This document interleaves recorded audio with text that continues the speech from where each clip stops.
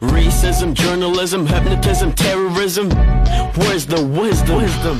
They attacked the nations in Africa, made them catch their man-made AIDS with polio vaccinations, and they drive their Mitsubishis. Belief in mystic genius and what's on TV distracts us from another Lisbon treaty. Planet permissions, this planet's position, brainwashed with religion to accept their fascist decisions. People panicking, no paladin, no patron saint, battling to stay awake, pineal gland clouded by what's in our water. As a Celtic warrior, breaking every barrier, I was surprised when I realized if you believe a lie, then you can fool a lie detector like an actor in a part. Society's a stage, and the masters of the art are the laughter in the dark. Rest assured, we will not be terrorized, and this revolution will not be televised. Was Lucifer Jupiter?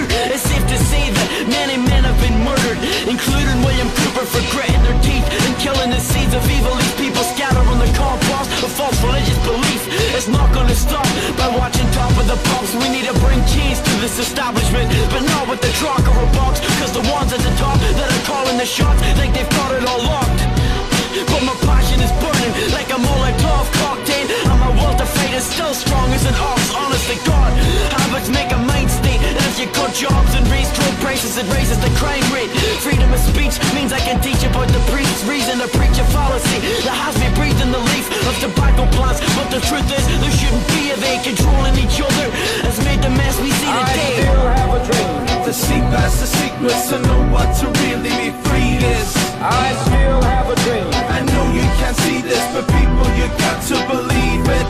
I still have a dream. The secrets to know what to really be free is, so be it. I still have a dream. We need to rise up. This nation will rise up. Global terror is here, but we're all blinded. Chameleon governments hold info, so we don't know they're behind it. Bright media light shine in all of our eyes. Wrongly educate, exaggerate the problems of mankind. Now there's violence around us, no escaping, it's found us. Rebellion, martial law, and then they'll impound us. Got a pain in my leg, must be my female. Black blood being spilled over Oscar Mary Lima. Can we just sit back and let this all happen? Like guards at the gate that got caught out napping. I invented a cure for cancer using radio waves, replacing chemical placebos with herbal remedies. Who let the dogs out? It turned into swine flu. It wasn't on the news cause it wasn't supposed to. This is expression, revolutionary lyrical art. I'm Irish through and through, and I've got fire in my heart. I'm a soldier, I told you, bend you, then fold you. Knowledge is my burden, got a lot on my shoulders. Don't shoot the messenger, stay away, I'm telling you. Listen if you like, but I'm not gonna yell at you. Blinded with money, I'm going green with envy. Thoughts in this corporate world, fucking torment you. Do you sometimes feel weak and empty? Do you think TV is there to help you? Working, sleeping, drinking, but nobody's living. Lab rats in the maze, is the life we've been given. Hold up, I think I'm gonna sneeze. Did I say zeitgeist? Oops, there, I said it twice, nice. Yeah, this is a prank. My name is George Shank, and I work at the bank. I'll tell you everything, then I gotta catch a flight. I want this all in the open, in plain sight. I still have a dream to see past the secrets, to know what to really be free is. I still have a dream. I know you can't see this, but people, you got to believe it. I still have a dream. The secrets to know what to really be free is, so be it. I still have a dream. We need to rise up. This nation will rise up. Cannabis blazes, we'll rattle your cages. Truth like hot rocks burning holes in the pages. I'm working so hard, trying to change tomorrow. I'm a fucking revolutionary like I'm Che Guevara. You try to use statutes to catch you, but I comfortably bargain on the gospel of Mark. making me swear on the book that preaches equality. I came from the clay, so you can't put laws on me.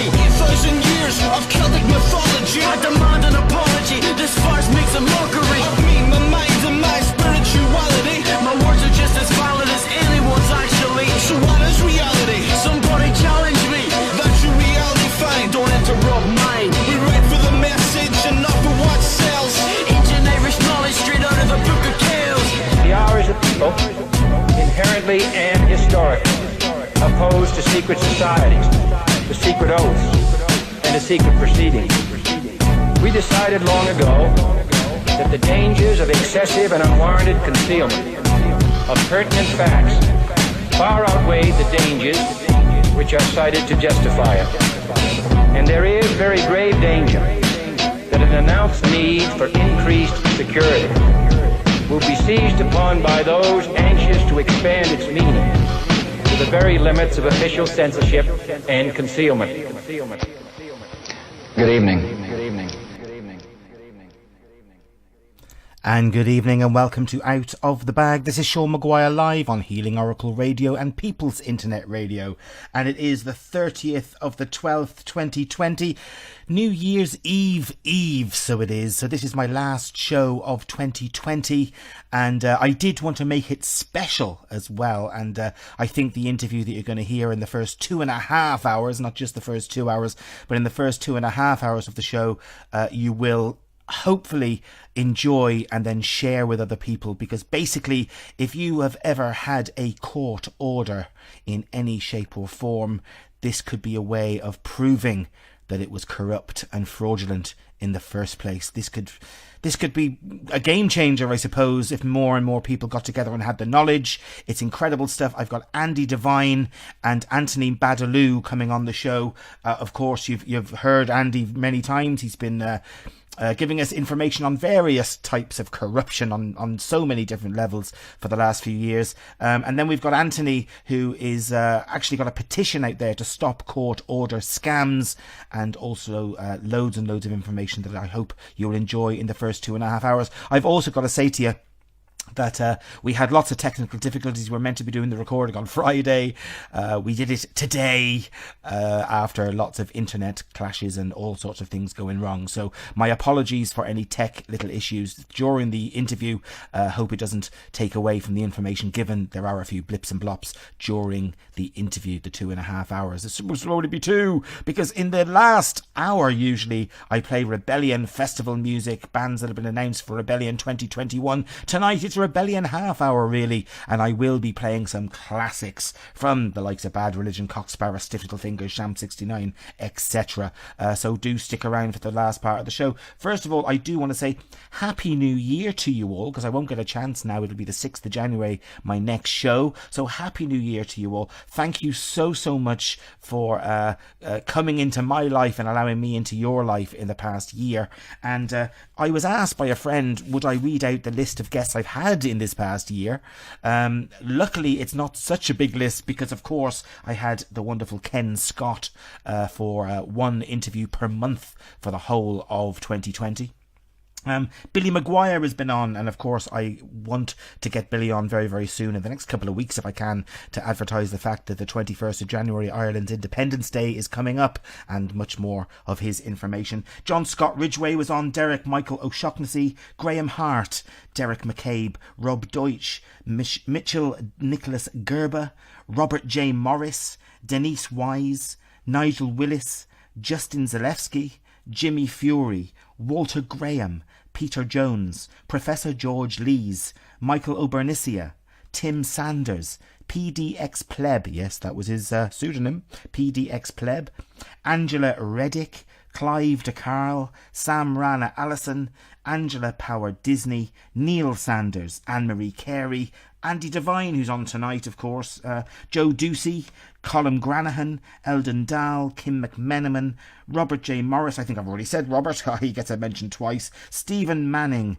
Robert Sproul, of course, Stephen Roberts, our good old super big bad man himself, Sol Luckman, Andrew Johnson, Matt Landman, and not so long ago Sean Hanlon, and of course we had Joe Ducey last week. And tonight, Anthony Badaloo gets added to the list of new guests I've had on my show Out of the Bag 2020 all the way through the year. So without further ado, and without wasting more time, because it is a 2.5 hour long interview, I'm going to play you my interview with Andy Devine, who first of all is with me, and we didn't think we'd get Anthony, and a little bit later on Anthony Badaloo joins us. Enjoy. And welcome to Out of the Bag. This is Sean Maguire live on Healing Oracle Radio and People's Internet Radio. And it is the 30th of the 12th, 2020. And I'm doing a pre-recorded interview for my tonight's show because of lots of technical difficulties and outages of internet in other countries and all sorts going on. But I'm really honoured to have on the line at the moment Andy Devine. And you're in Greece, Andy, are you? I am indeed, Left Carter, lovely little island. Beautiful, beautiful. So welcome, Andy. And I was to invite Anthony Badaloo from Scam Busters, Buster TV on as well, with his stopped court order scams, the information, his petition he's running, and all the rest of it. Unfortunately, things have happened that can't happen now because of timing and the internet down, etc. My apologies for that, but Andrew Devine is with me. You all know him. He's been on the show before. Unfortunately, Anthony Badaloo hadn't been on the show before, so I would have been introducing him to you. Hopefully Andy can tell us a little bit about what's going on from Anthony's side as well. But Andy, welcome to my, I suppose, the last show of 2020. This is our last out of the bag of 2020, and I couldn't have asked for a better guest. Andy Devine, welcome. Blessings, Sean. Thank you very much for that. Yes, and first of all, because it is, like you're saying, this is going to be the last show, isn't it? End of 2020. So greetings to all Sean's listeners. And let's hopefully it's going to be the last message that could make 2021 the year that we've all been fighting for. So, nice one. Anthony might come yet. You never know. Okay. He may get a chance to get off, but obviously he's busy at the moment.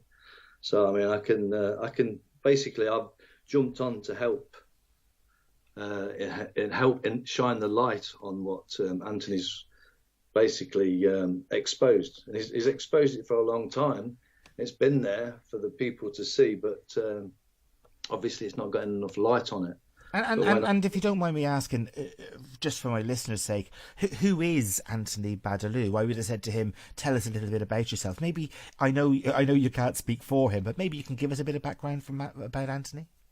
Well, yeah, from my point of view, I mean, I knew Anthony for a while back, but I never took any attention to what it was that he had done. But obviously when he enlightened me on well, when we had a conversation, I asked for his help. I had a couple that had their child taken off them, so that brought me into asking Anthony for some advice off Anthony. Okay. And when he explained and it showed what he'd done, he's learned what he's actually done is exposing the fact that there is an actual crime being committed before the actual case has actually happened, because it was never a genuine case.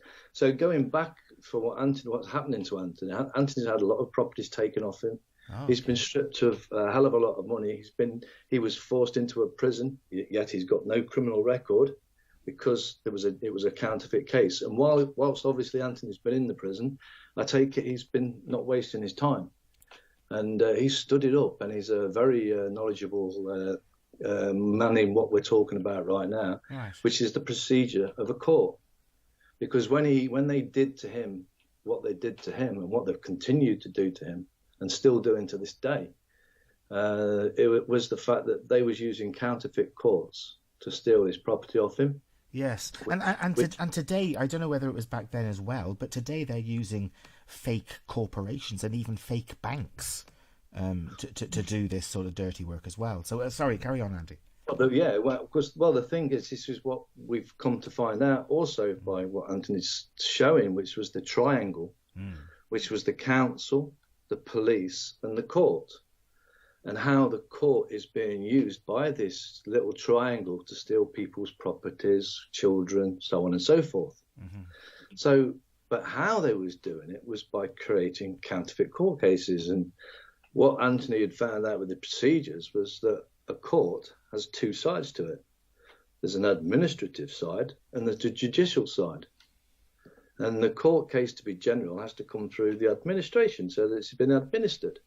If it skips the administration side, then and a case was created under a CPS number, and there was never a genuine case number on a case management file, then it's a counterfeit case. But in anybody else's eyes, it was like switching the people for the actors. Basically, now you've got Coronation Street. Everything anything inside that court case will appear real. You'll have your children taken off you. You'll have your property taken off. You'll be put in prison. All these things, because remember, they're all working together, but they've not asked for the officialdom. Yeah, and mostly it's a money scam, of course. And I did watch a couple of Anthony's videos as well, and he was talking about, which we'll get to as well. We'll get to the COVID side of things, but the COVID fine scam, where courts are issuing fines to people who have been fined for not wearing a mask or not going on public transport with a mask or that type of thing. And when they get their fine through the post, they're not paying the court. They're paying a company called Acro, criminal records company. And when you look at their limited company's board of directors, every single one of them is a copper, is a policeman. Just so happens that Andrew Rhodes was the chief superintendent, wasn't he, at Lancaster? Was it Lancaster or Lancashire Police? Yeah. It was the same man who Carol Woods had exposed. Well, not just a massive conflict of interest; it's totally bribery and corruption at a high level. Absolutely, totally. And this is what I'm trying to say. It's all counterfeit. Yeah. And this is the thing. The only reason a con man can get away with it is if you allow them. That's why, again, I understood exactly what Anthony had uncovered, why it was so important and why it can't fail. Yeah. It cannot fail. The only thing that it's not getting listened to, this was the other thing about it. So now imagine, right, yeah, you go back in time, right, yeah, when people were getting their loans and their mortgages and they was being charged insurance, on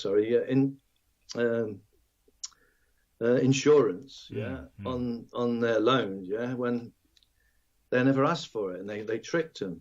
Yes, yeah. And then people, you imagine when they first started to complain about that, but like when them first people started to complain, I bet you they was getting told get stuffed and all this lot and just giving them all the blags in the world. But eventually, obviously, enough people got together, yes, and asked the same question, and their voice got heard. And guess what happened? They then formed a PPI, didn't they? Mm. And anybody just phoned in and, yeah, you've had a loan, here, this is how much they owe you. And everyone was paid out, yeah? Yeah, yeah.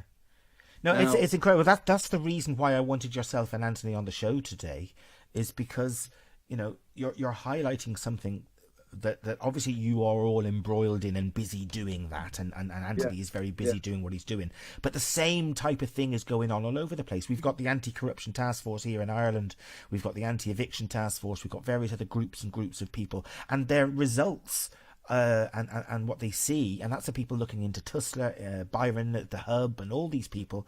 They're looking at the corrupt courts. That's where it is. That's where the importance is. Now, if we all got together on that, what a catalyst we've turned out to be, Now, the point is, though, this is why, because I've been at this game a fair bit, as you know, just like yourself, Sean.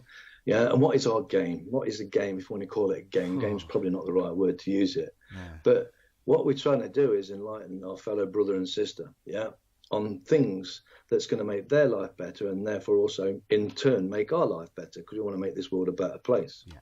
So if you've got some vital and important information, yeah, that you can't stay silent, yeah, you can't stay silent about it. But it's beautiful because I'm also there's no need for violence, yeah. Exactly. Yeah. And the pen is mightier than the sword, and I know the strength of that coming basically from what the Baron David Wood. I mean, there's another beautiful guy we could talk about and what he did. Well, I've written that down that we are going to talk about him. Yeah, well, yeah, we can talk about him a bit later because his is very, very similar to this. But remember, the point is, yeah, what I was trying to get was we need to get it to the masses, yes, and the masses don't know. I wish I was mainstream media. They can't see this, but when they see that they've been taken to a court, fraudulently, and that that crime that was committed when you was taken to court, you can, just like when this kicks off and there's enough offers, just like the PPI was set up for the banks charging insurance on debts, these loans and mortgages. I'm not going to go into talking about that. And yes, we understand exactly what a loan is and what the mortgage on the money. For the people that do know, but the people that don't understand that, they haven't got a grasp of what money really is and so on and so forth. You have to hit them with something very simple, And that very simple thing, it's not just it's the fact. It's a simple fact that stops any of those court cases. In fact, actually, every court case that isn't a legitimate court case, regardless to whether he was a criminal or not, is immaterial, because we're not bothered about whether. I'm not here arguing about the fact. At the end of the day, I will say this to anyone who says, yeah, but you'll get people free that they deserved it. Well, I'll say this to you then. If they deserved it, why did they do a counterfeit case on it? Why didn't they put the case through properly, officially, through the administrative side, which would then have generated a case number, and it would also created a case management file that will keep all the details from there onwards, from the information that was laid at the court to start this case, that the court could issue this case number and this case file and so on, because this is the process of a court. So if somebody that's been guilty, is guilty, why would you take them through a fraudulent side of the court? Why would you make a fake counterfeit case? If you've got a case, then it should be put in front of that court, and a case number and a case management file should be made to it. Mm-hmm. And if they've not done that, that's not my fault. That's not anybody's fault. And don't blame me because of correcting a court, because if you're freeing people that deserve to be locked up. You put your direction to the court and the people that created that counterfeit case, because that's where your anger should be pointing at. If there's any anger to be pointed at anybody. Well, absolutely. That's where the anger should be looked. That's where the point that we all need to focus on, because that is the point that needs fixing. Well, absolutely. If we had a judicial system that was honest and true, we would be happy for people to go into court and either be found guilty or not guilty of whatever it is they did or did not do. We would be doing it honestly and openly, like old Brehon law. It would be based on trust and facts. I mean, we can go into the side of, because at the end of the day, the people that have studied the law, and studied what these court buildings are, I'm not talking, because this is what I'm trying to say. I understand that they're all foreign vessels in dry dock. I understand that the Bar Association all swear on a code, that no fact will ever be heard or tried in a court of law. So I understand that they're working on the dead, they're working on the fiction, they can't work on a living man, the courts aren't being held. But my point is very simple, this is what I'm trying to say. We don't want to go into the depths of those understandings, because normal Joe Bloggs isn't going to understand this. But it's normal Joe Blogg that's been abused in the same way as we was before we realised and did our own research to find out that we've all been duped. Those people need to be shown something that will spark that interest, and that means any of those people out there that have had their children taken off them, that have had their properties taken off them, that have been done for council tax, that have been done for, you can go on and so on and so forth. If that court case wasn't genuine, you've got a claim. You've got a claim against that. Apart from the fact that charging council tax illegal, it's not the point. I'm sticking to a point that matches to everybody that's been taken into a fake counterfeit court. There was a crime committed, and that's what I'm saying. And that crime is what we can all stand together by simply asking the simple questions: provide me with a case number and a case management file from the information from the proceedings that was issued by the court upon the information that was laid. Now, if that information wasn't laid, then there is no proceedings, because you was never served any procedures issued by the court. I guarantee you it didn't come from the court. If it's not, it may have come from the court, but it wasn't official. There wasn't an official seal on anything you've got or an autograph. It's all fake. And same with the warrants. On people. You see, the thing is, Andy, this is the interesting thing, is that they have told us what makes an official document. They have told us that a seal has to be used, a wet ink signature, etc., etc. Yep. So then they go ahead and don't do any of that and fraudulently also add to that. Sorry, Sean, what you're missing to add to that is that people didn't know to ask the right question. Therefore, they accepted them telling them they know what to do. But if you know what to ask, i.e., if you know the procedure, you can hold them to account right there and then and stop them from doing what they're doing. As that's why you've seen many people that come down with warrants to take their house and whatever, and you've seen them, they've walked away because they've been shown for what they are. My point is, is where we can outright categorically prove the fact that, I mean, this is the thing. People are saying, no, it's a fake warrant. Yeah, correct. Grab the bastard, you know, because that's a criminal. And you've got the evidence in his hand. Oh, wouldn't that be lovely if people were brave enough to do a citizen's arrest on a corrupt policeman? The wisdom, the confidence of comes in when you know what's genuine or not. How can you know until you do? Once you do know that what's genuine and what's not genuine, then you can grab these, can't you? You can grab them. Well, you don't have to. Well, I'm not talking about violently. You don't even have to. You know, I'm saying that as a metaphor, but I mean, no, it's not. You just hold them to account now. Well, they'd certainly be interested in grabbing you if it was the other way around. Yeah, I mean, you're spinning it back now. That's what I mean. People, if you know what to know, now then you can stand by that. You know, the point is, before it would have got to that, there was something that got to that case. You know, for the warrant to be done too. So it was simple. Rebut what's being given, because you've never been served any proceedings by a case that you're saying is a case. You've never proven to me that it was a valid case, and it was, verified, and it was certified. It was the information, the proceedings, due process hasn't been broken. Because this is not just due process. This is a lot of crimes here. There's a big crime here. There's multiples of what's being done, and multiple people that are in on this. This is massive organised corporate crime. Because remember, I was saying, although I'm not saying they're working as a triad 100%, because these people have got to be held to be correct, but you've got to hold them to it. But what I will say, in that triangle of the council, the police, and the courts, they are working together. And like that other guy pointed out when he was telling you about his COVID fine, and then they send the payment to a corporation that was generated by, I think, Andrew Rhodes at Lancashire Police. It was all police in it. And that was where everyone's funds were going. That's where the stealing of few people. That's what they're saying. That's stupid. We can deceive those that are deceived. And that's what they're doing.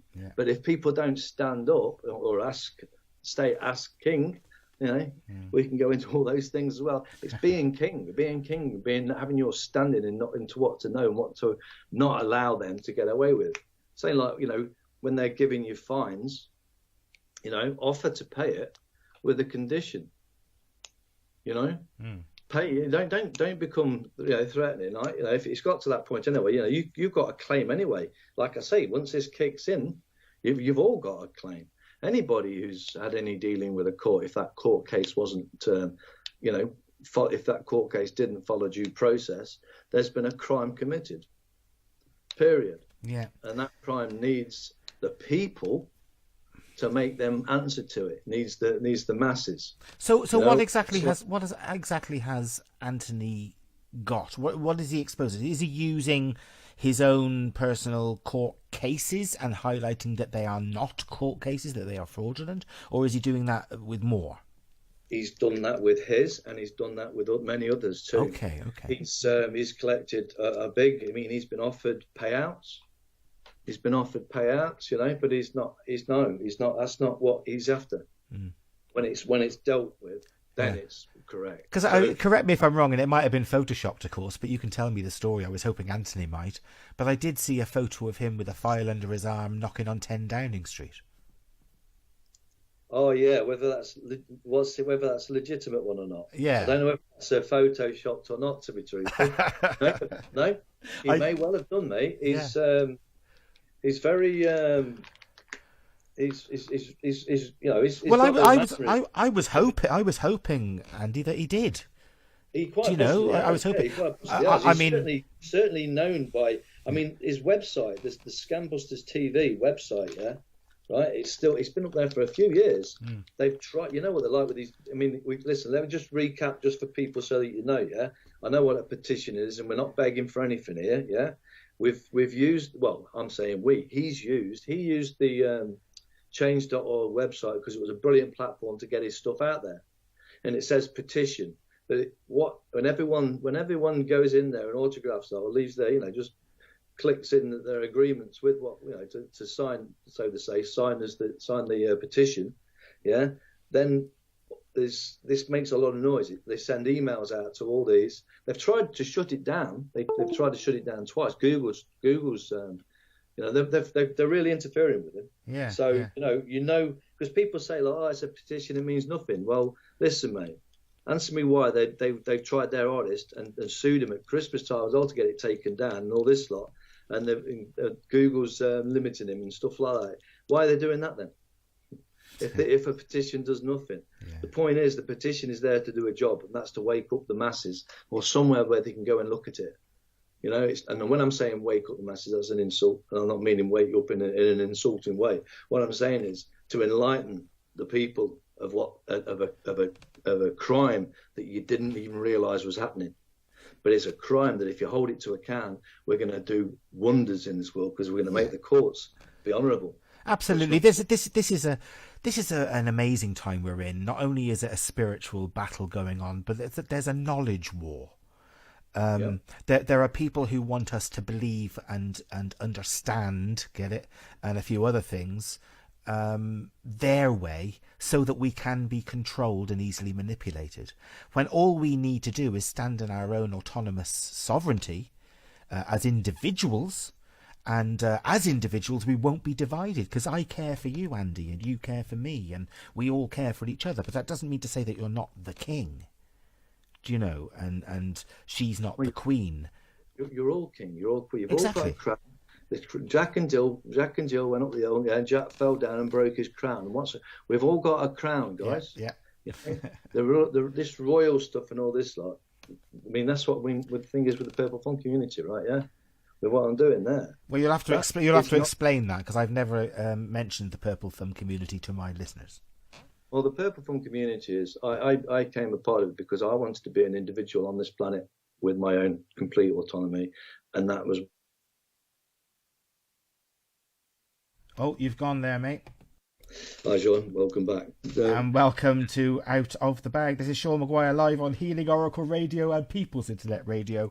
And my apologies for the technical difficulties. No internet in Clunbar, County Galway.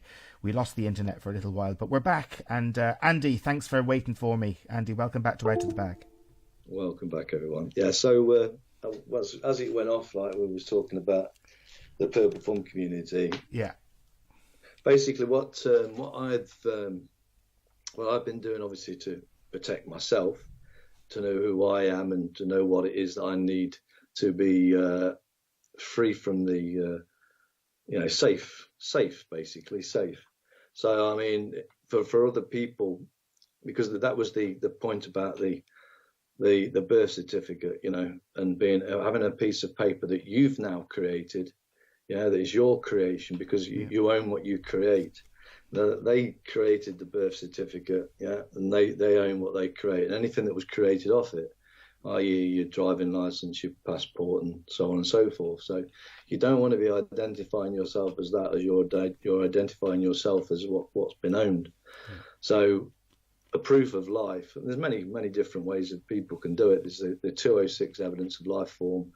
There's the sovereign decree. You can just make your very own, and do.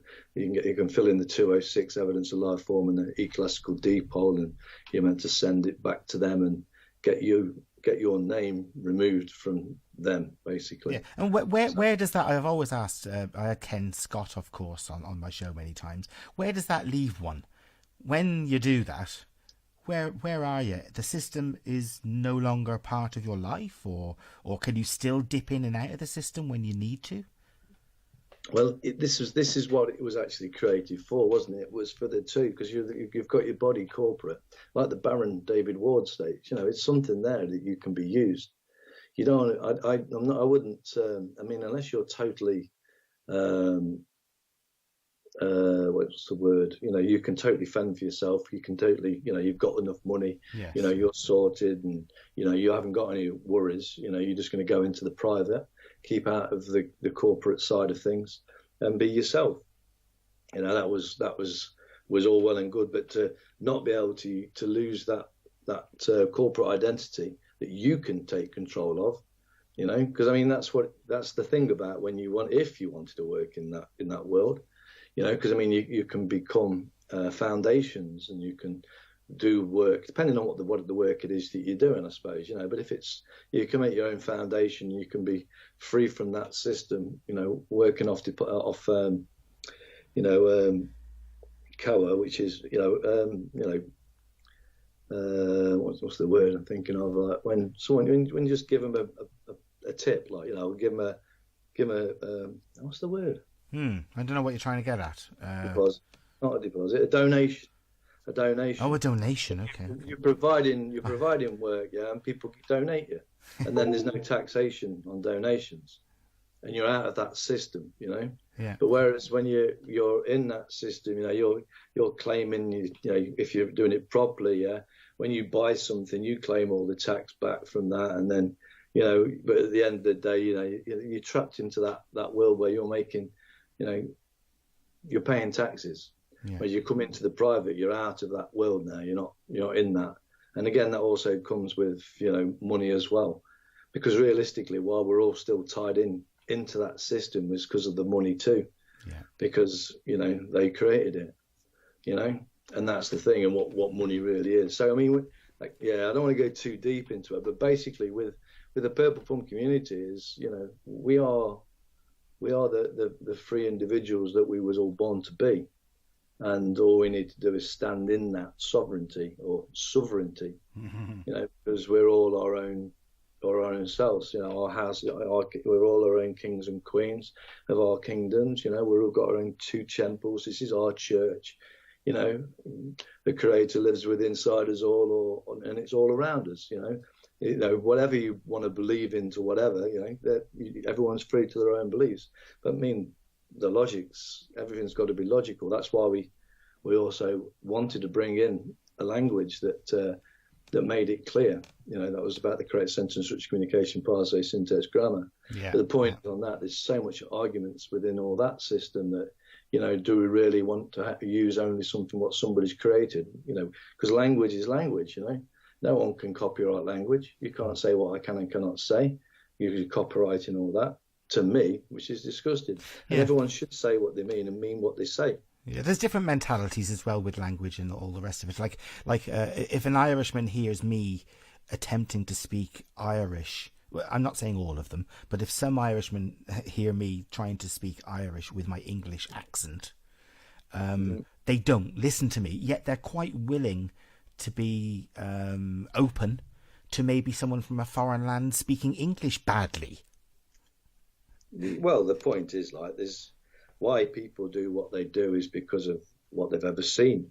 End of the day, mate, you can't get, if someone's going to allow some form of prejudice, whether he realises it or not, get in the way of listening to someone, then that's their loss, isn't it? It is. I'm not like that. No. I'm not like that. I'm not going to. I mean, I understand. I mean, my granddad was from Limerick. And quite possibly a traveller knowing the way I feel. I don't know him. Yeah. I never knew him, because I was like the last child. My mum was old when she had me in the first place. Obviously he'd passed on before I got around, so I didn't see him. But at the end of the day, so I understand and feel for Ireland. Yeah. And I could see why the Irish could not like the English. But I just want to put you straight there, Andy. We love the English people. We just hate we love the. Hang on a second. We love the English people. We just hate the fucking British. Well, there's a big difference. I used to say it to my brother years ago. Like, I said, "What are you about Tony Blair and all this?" Like, I mean, do you mean it's good to have him in? I said, "Don't you know?" I said, "Listen, that man ain't English. That man ain't speaking English. That man ain't doing what an English man would do, So don't tell me, and I said, don't tell me that twat is talking for me, because he ain't speaking for me. And if I'm walking to a country and somebody thinks I'm English because that twat, you can kiss my arse, mate. I don't, because I am not anything to do with them, and they are just as much my enemy as they are anybody else's enemy. Absolutely, it's just the same as I grew up in quite a footballing loving family, a soccer loving family, and a lot of us were either playing it or going to see it. Now, I used to go to matches, and I went to some big matches over there. My father was a Manchester United fan, so I went to some really, really big matches, and there was, the National Front and BNP and all them type of people out there causing racist friction and hopefully having a fight whenever they went out.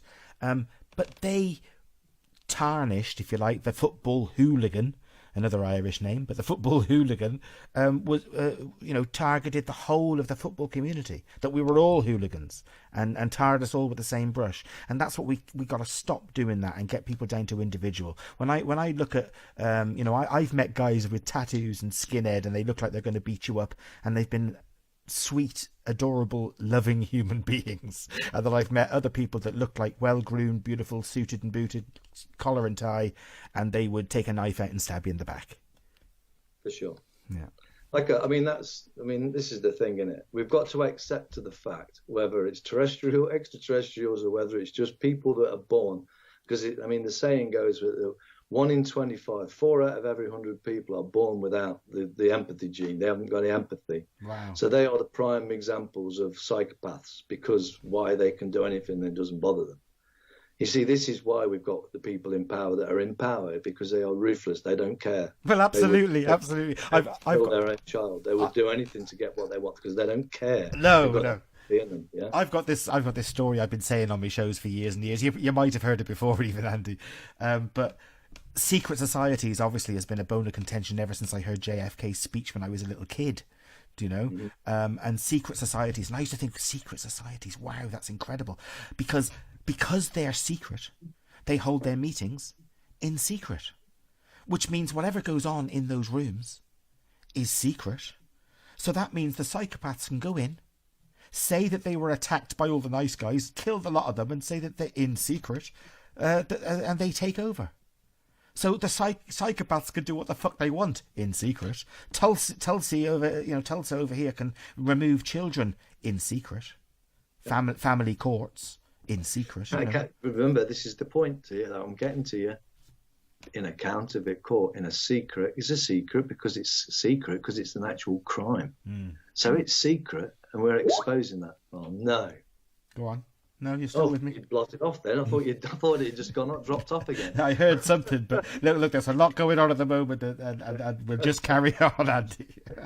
Let's keep it going. We're still here. So look, if people want to join the Purple Thumb community, is that just a Facebook page or a website elsewhere, or what?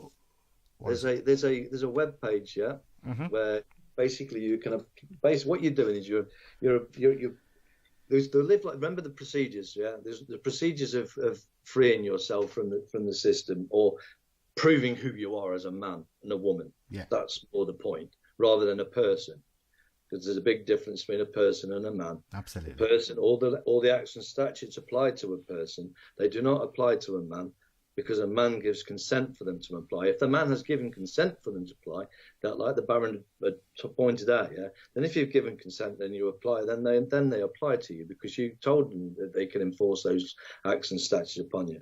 Other than that, like the Baron's, this is a fact, his affidavit is a fact that you can hold as a fact, because it went through court in 2013, and it got royal assent by acquiescence.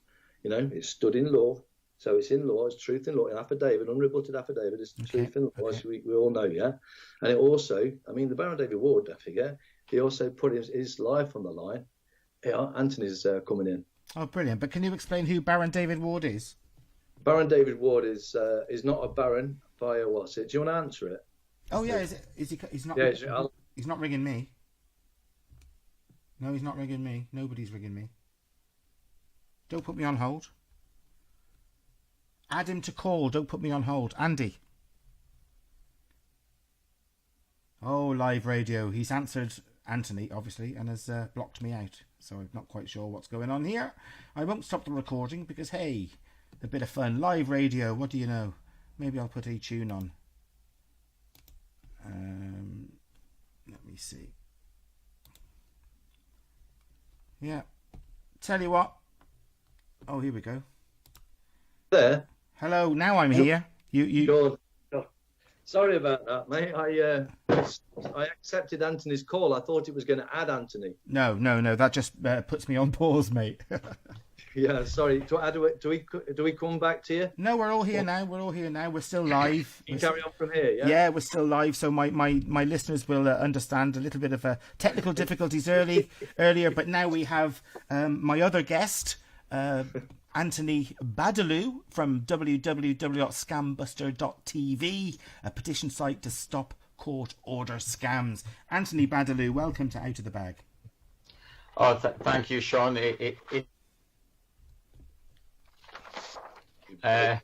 Sorry we joined the party a little bit late, but it's holiday and a few guineas and, things like that.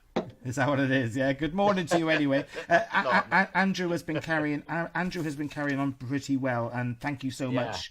Thank you so much, Andrew, for that.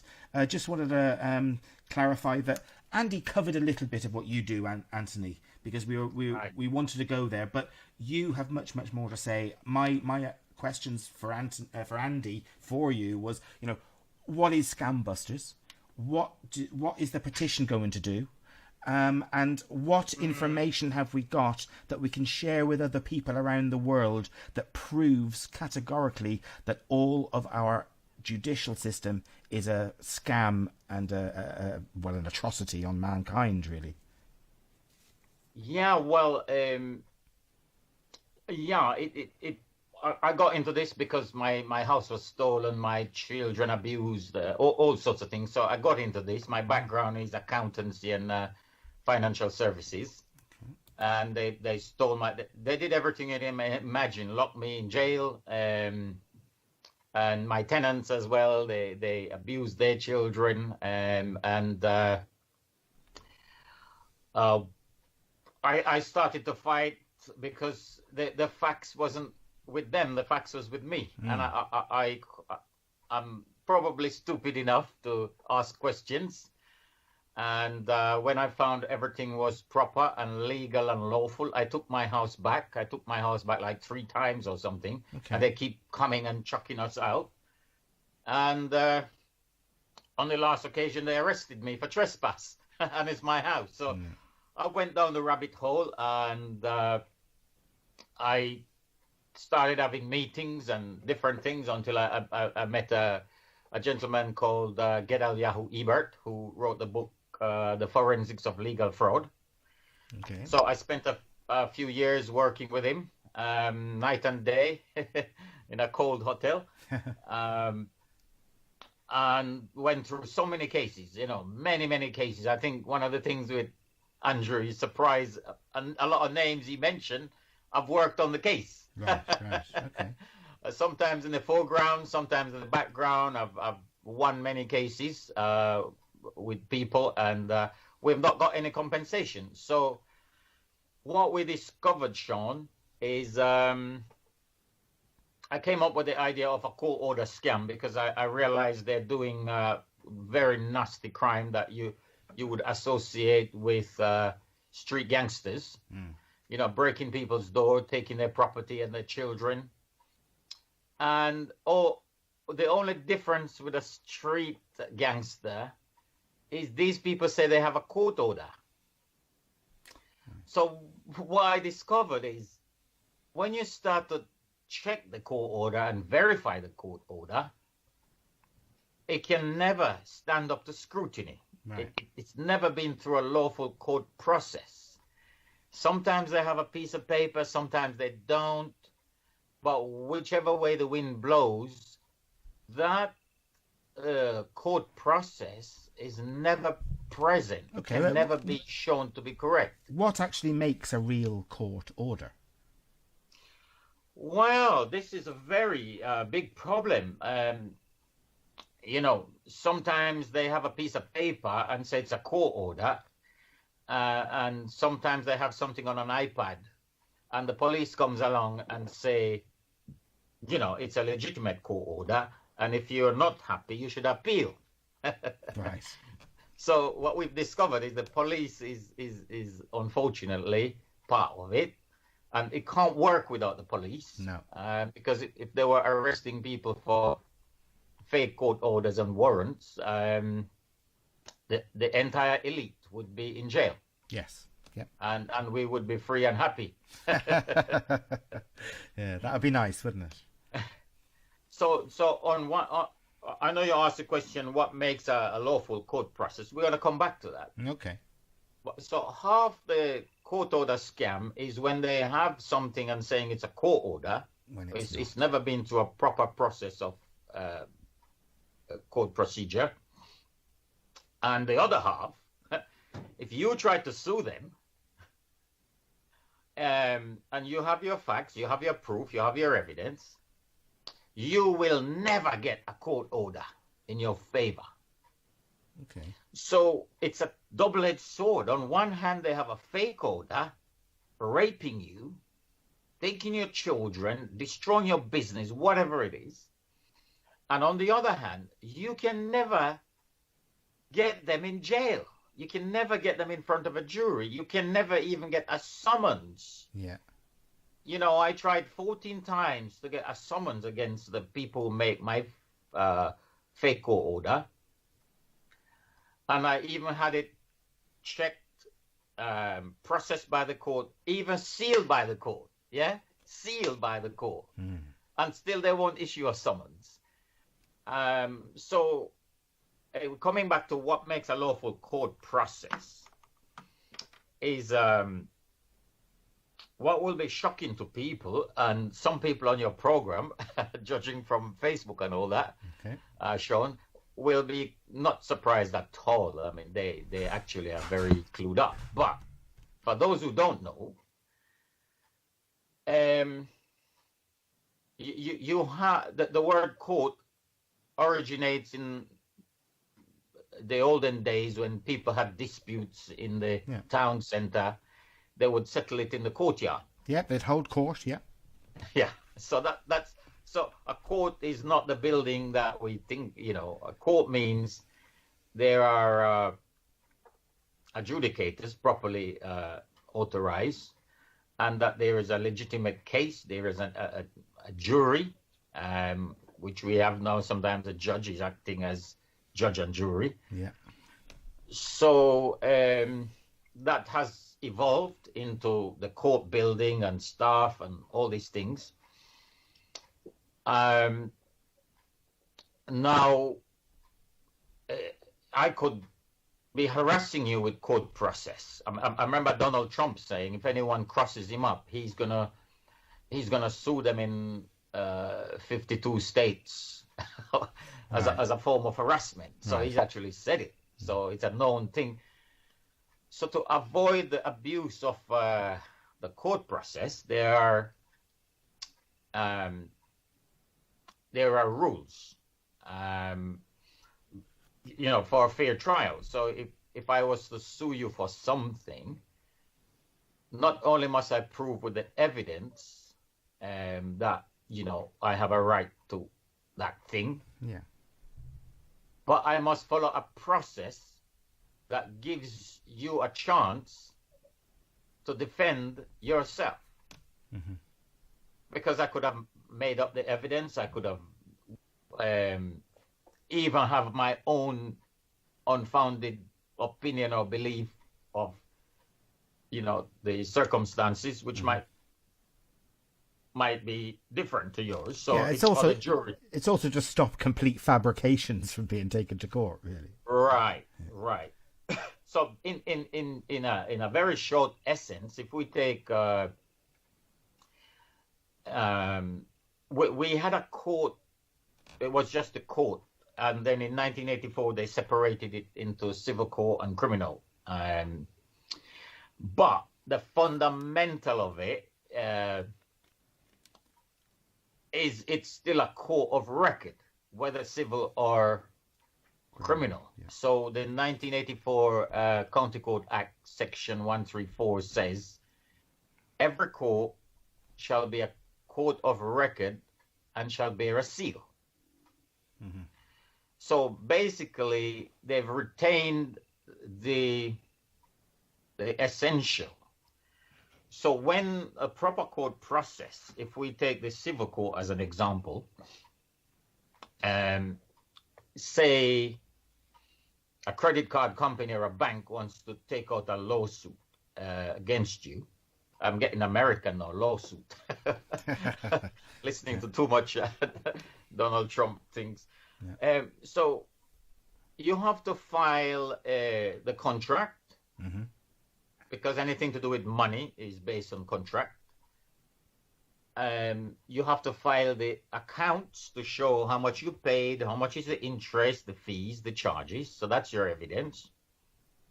Then you have to make a sworn affidavit or statement of truth to support your claim that this is what you're claiming and why. Then you put all that together, fill out their forms.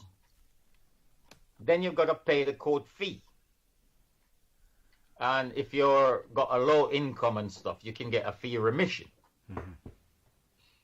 But it's got to be paid one way or the other. And then you get 3 copies. You file it in the court at the counter, and the administrator checks it all over, make sure everything is there and present and signed and I's dotted, T's crossed. And then once it's okay, it is now entered into the computer, the case management computer, and the computer generates a case number. And you get a receipt for the fee that you paid. So then you would typically have 3 copies, one for the claimant, one for the court file, and one for they're going to serve to the defendant. So then it must be served. A very important part, if it's not served, there's no court case. So you can serve it by post, but the person could say they didn't get it. Some people use a process server, but the burden of proof of service is on the claimant. So generally you're filling in a document called a certificate of service, which to certify how you serve, when you serve, blah, blah, blah. So all that now means the case or the claim is been issued by the court. Right. Yeah? Yeah. Very important. Issued by the court. Now, let us make up a fiction. Yeah? Okay. Just a fictional story. We're going into storytelling a little bit. Okay, I've been there a few times. So let us say there was a court in Dublin or somewhere. And someone decided that they're clever. They know someone in the court. So they're going to take these papers. They're not going to sign it. They don't want no liability. They're going to put in just some numbers.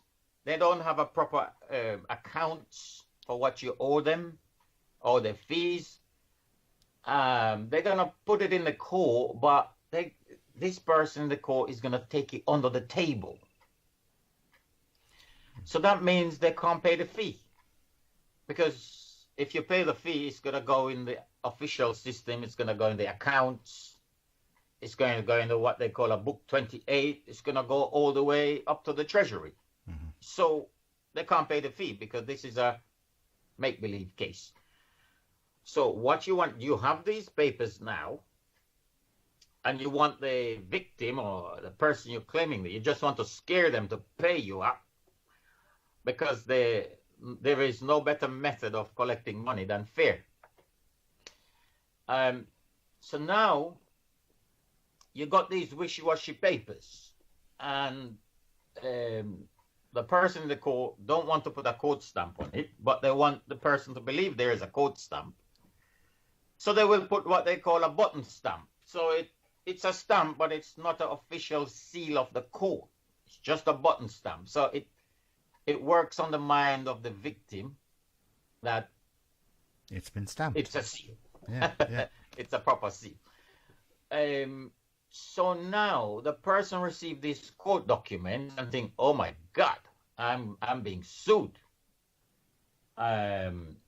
So what do people do when they get these documents? They run to a lawyer. And if you don't want to go to a lawyer, everybody tells you go to the Citizens Advice Bureau or the community law. But generally, you're going to one of these people, these outfits that are funded by the person who is making the fake claims. So you don't think the Citizens Advice Bureau is a very good place to get advice? The Citizens Advice Bureau, Oh no. what they will never do, anybody, I'm not picking out the Citizens Advice Bureau. They can be very helpful in some situations. Sure, but sure. This is the situation. Citizens Advice Bureau, Action Fraud, IOPC, Financial Ombudsman Service, whoever, Yeah. Financial Conduct Authority, wherever you go in this world with court cases, you will never find a single person who will be prepared to check whether these court documents are legit. Right. It's unbelievable. Yeah, why not? That sounds crazy. Yeah. Well, the only explanation I've come up with, and you know, I'm on a learning curve like everybody. Nothing is set in stone. But the only explanation of years and years of work and dealing with people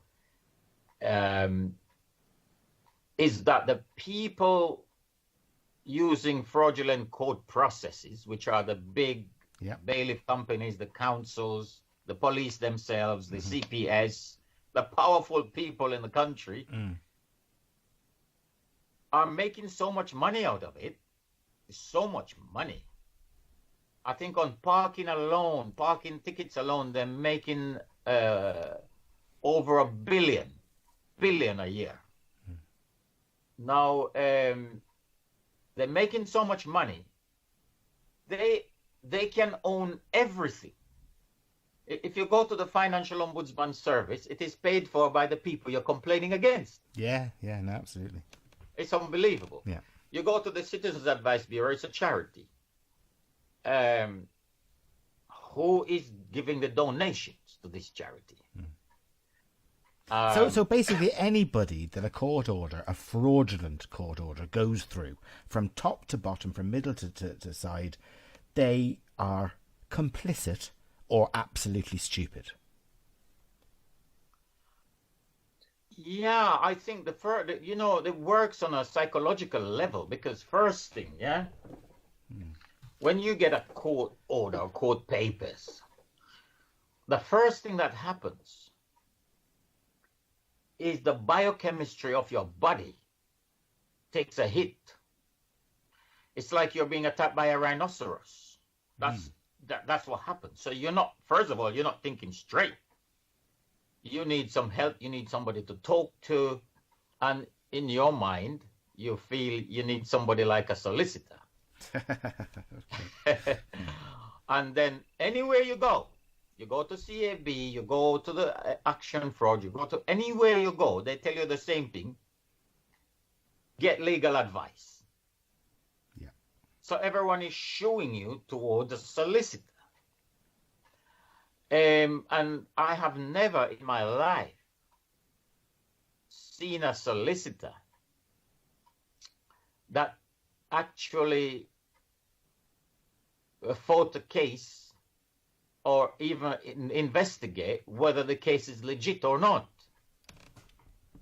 So am I here to think, and I mean, I've dealt with hundreds of solicitors. I'm financial services, I do mortgages, I do deal with solicitors a lot. As a matter of fact, one of my solicitors that did the conveyancing on my property as a result of complaints and, investigation and stuff, he got 3.5 years jail because it turns out he transferred my property without any proper process. Incredible. So he was a criminal. I didn't have much connection with any solicitors, but then I did a few years back after a car accident.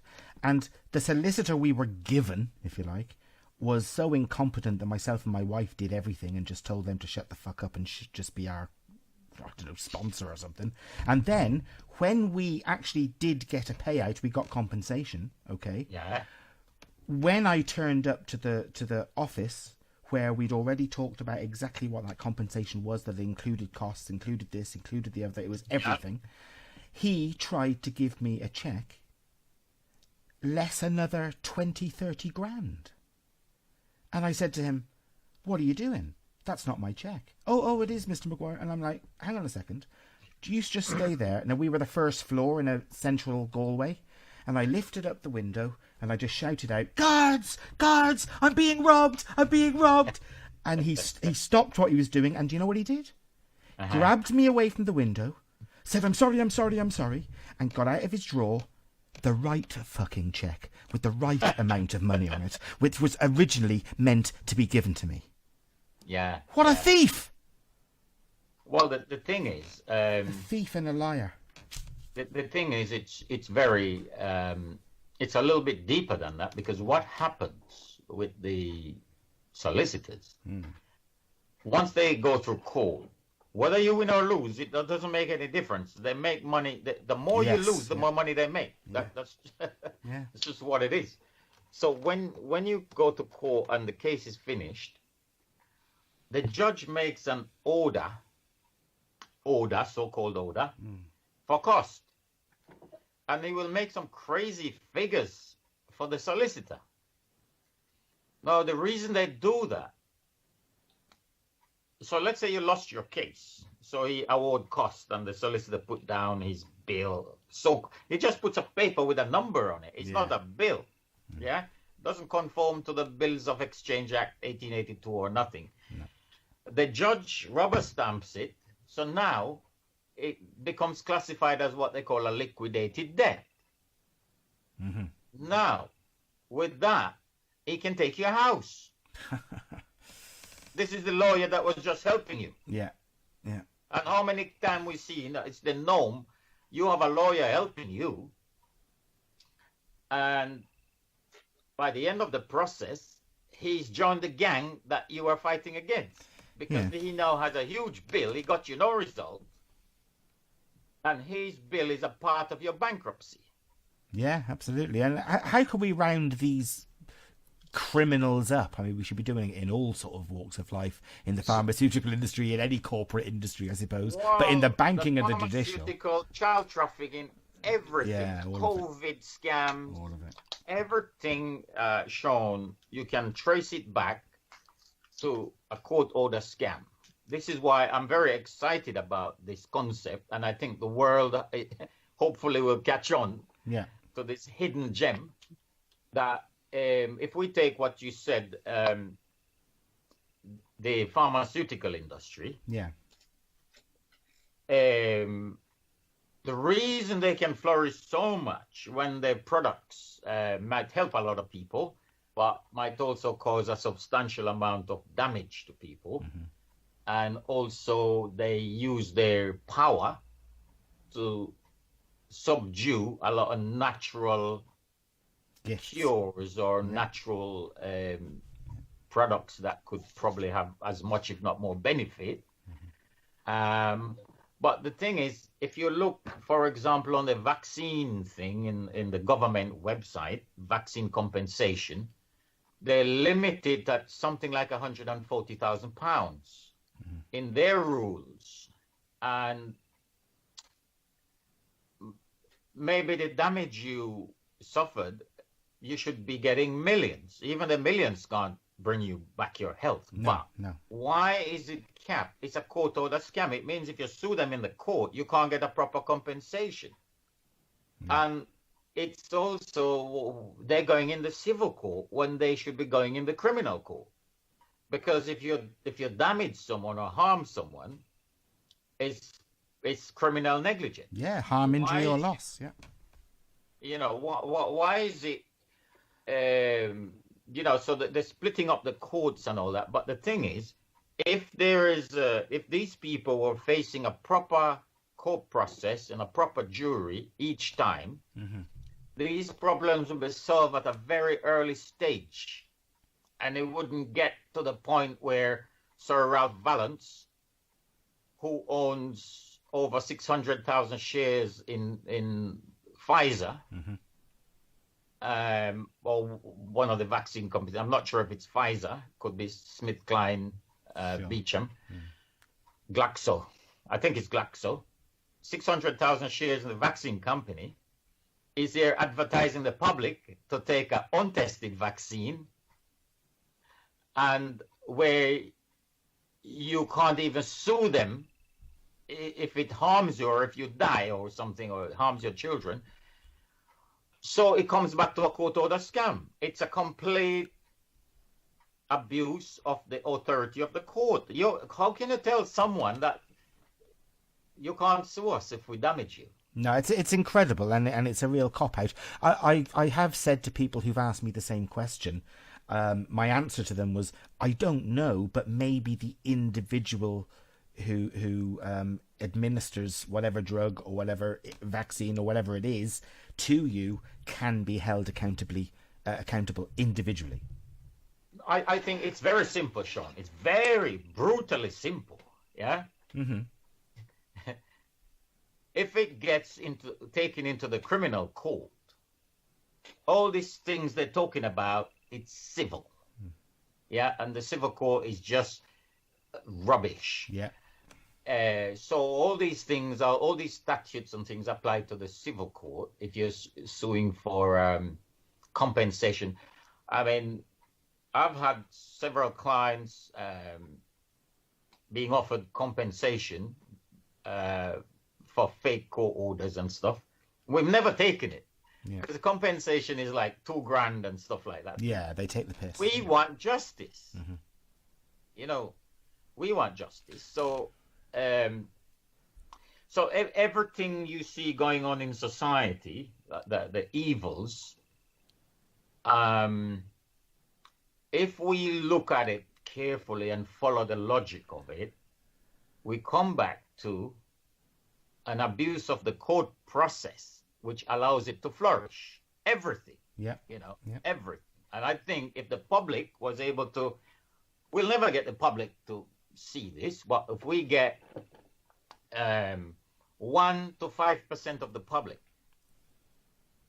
to see this reality and this light bulb switches on, you can defeat every evil of everyone that I've seen, the big ones that we're aware of: COVID, pharmaceutical, bailiffs, bankruptcies, child trafficking. All of it can be dismantled without violence, without a revolution.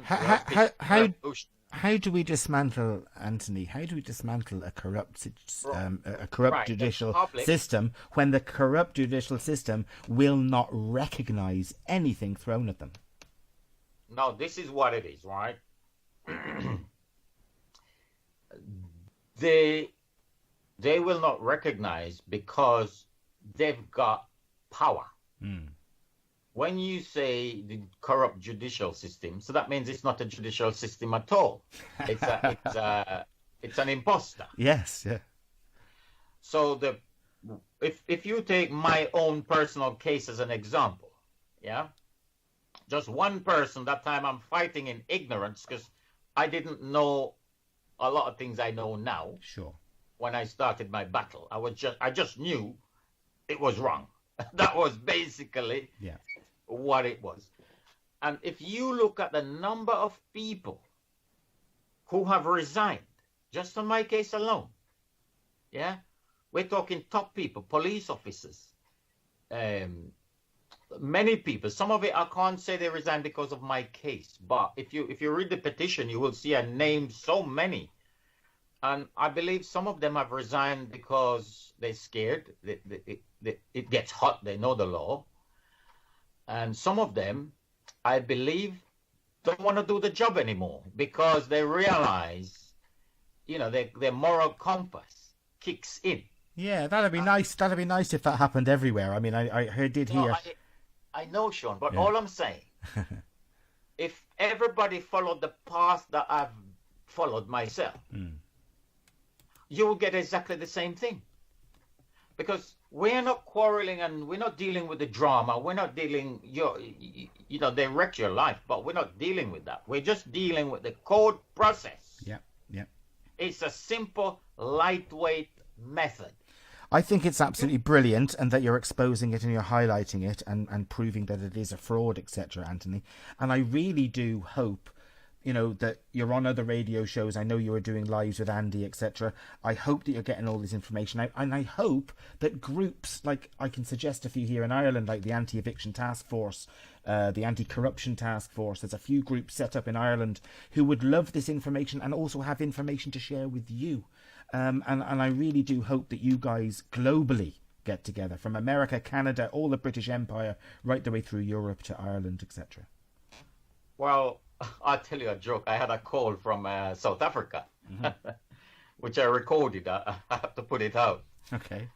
Saying how amazing this stuff we're doing is.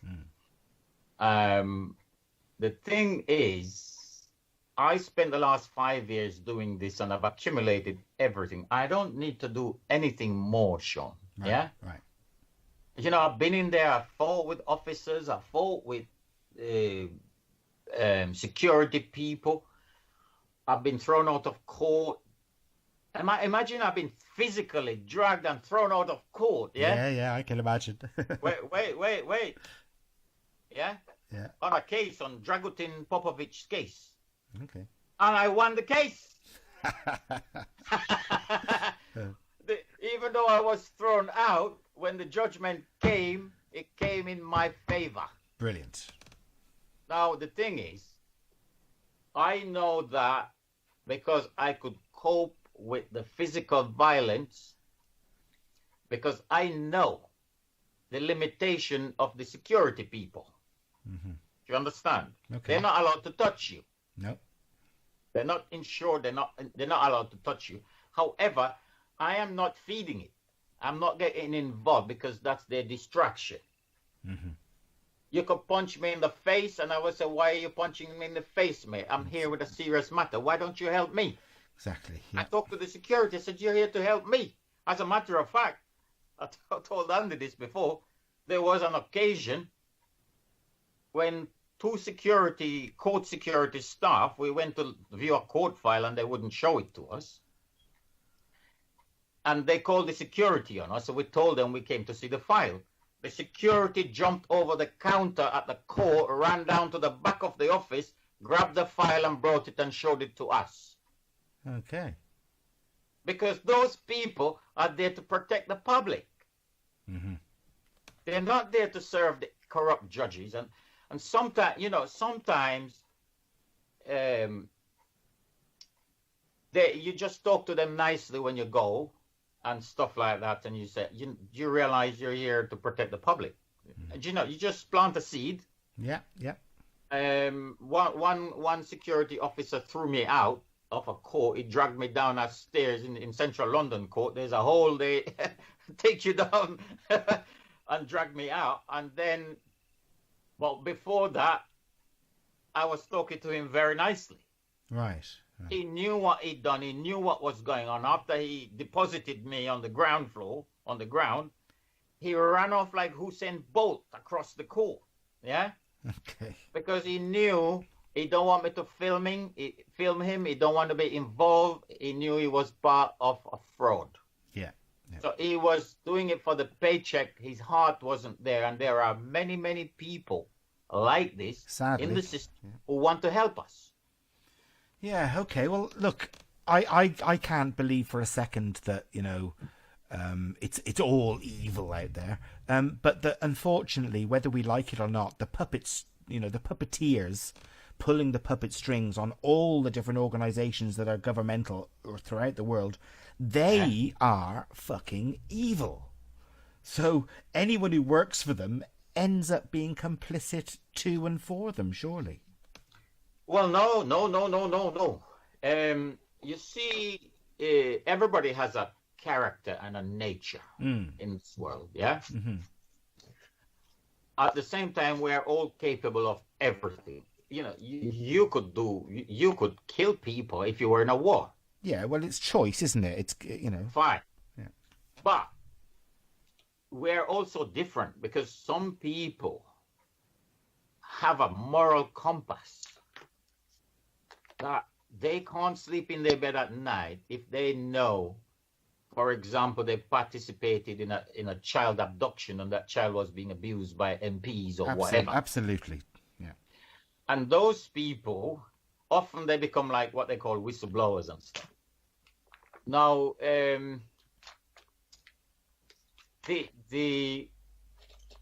I have a letter, Sean. One day we should do a whole program on it, just exclusively. Okay. I have a letter from a court manager in a magistrate's court explaining to me, because they were trying to send my wife to prison for council tax. Okay. And we followed a process. So all the process we followed, all the documents are there. We're going to publish this document. At the end of the process, what we had was a letter from the court manager, 1.5 pages, short, sweet letter, explaining step by step that the court is hired by the council, which we all know, people know, many people know, once a month. But she explained the council use reference numbers, they hire the courtroom, and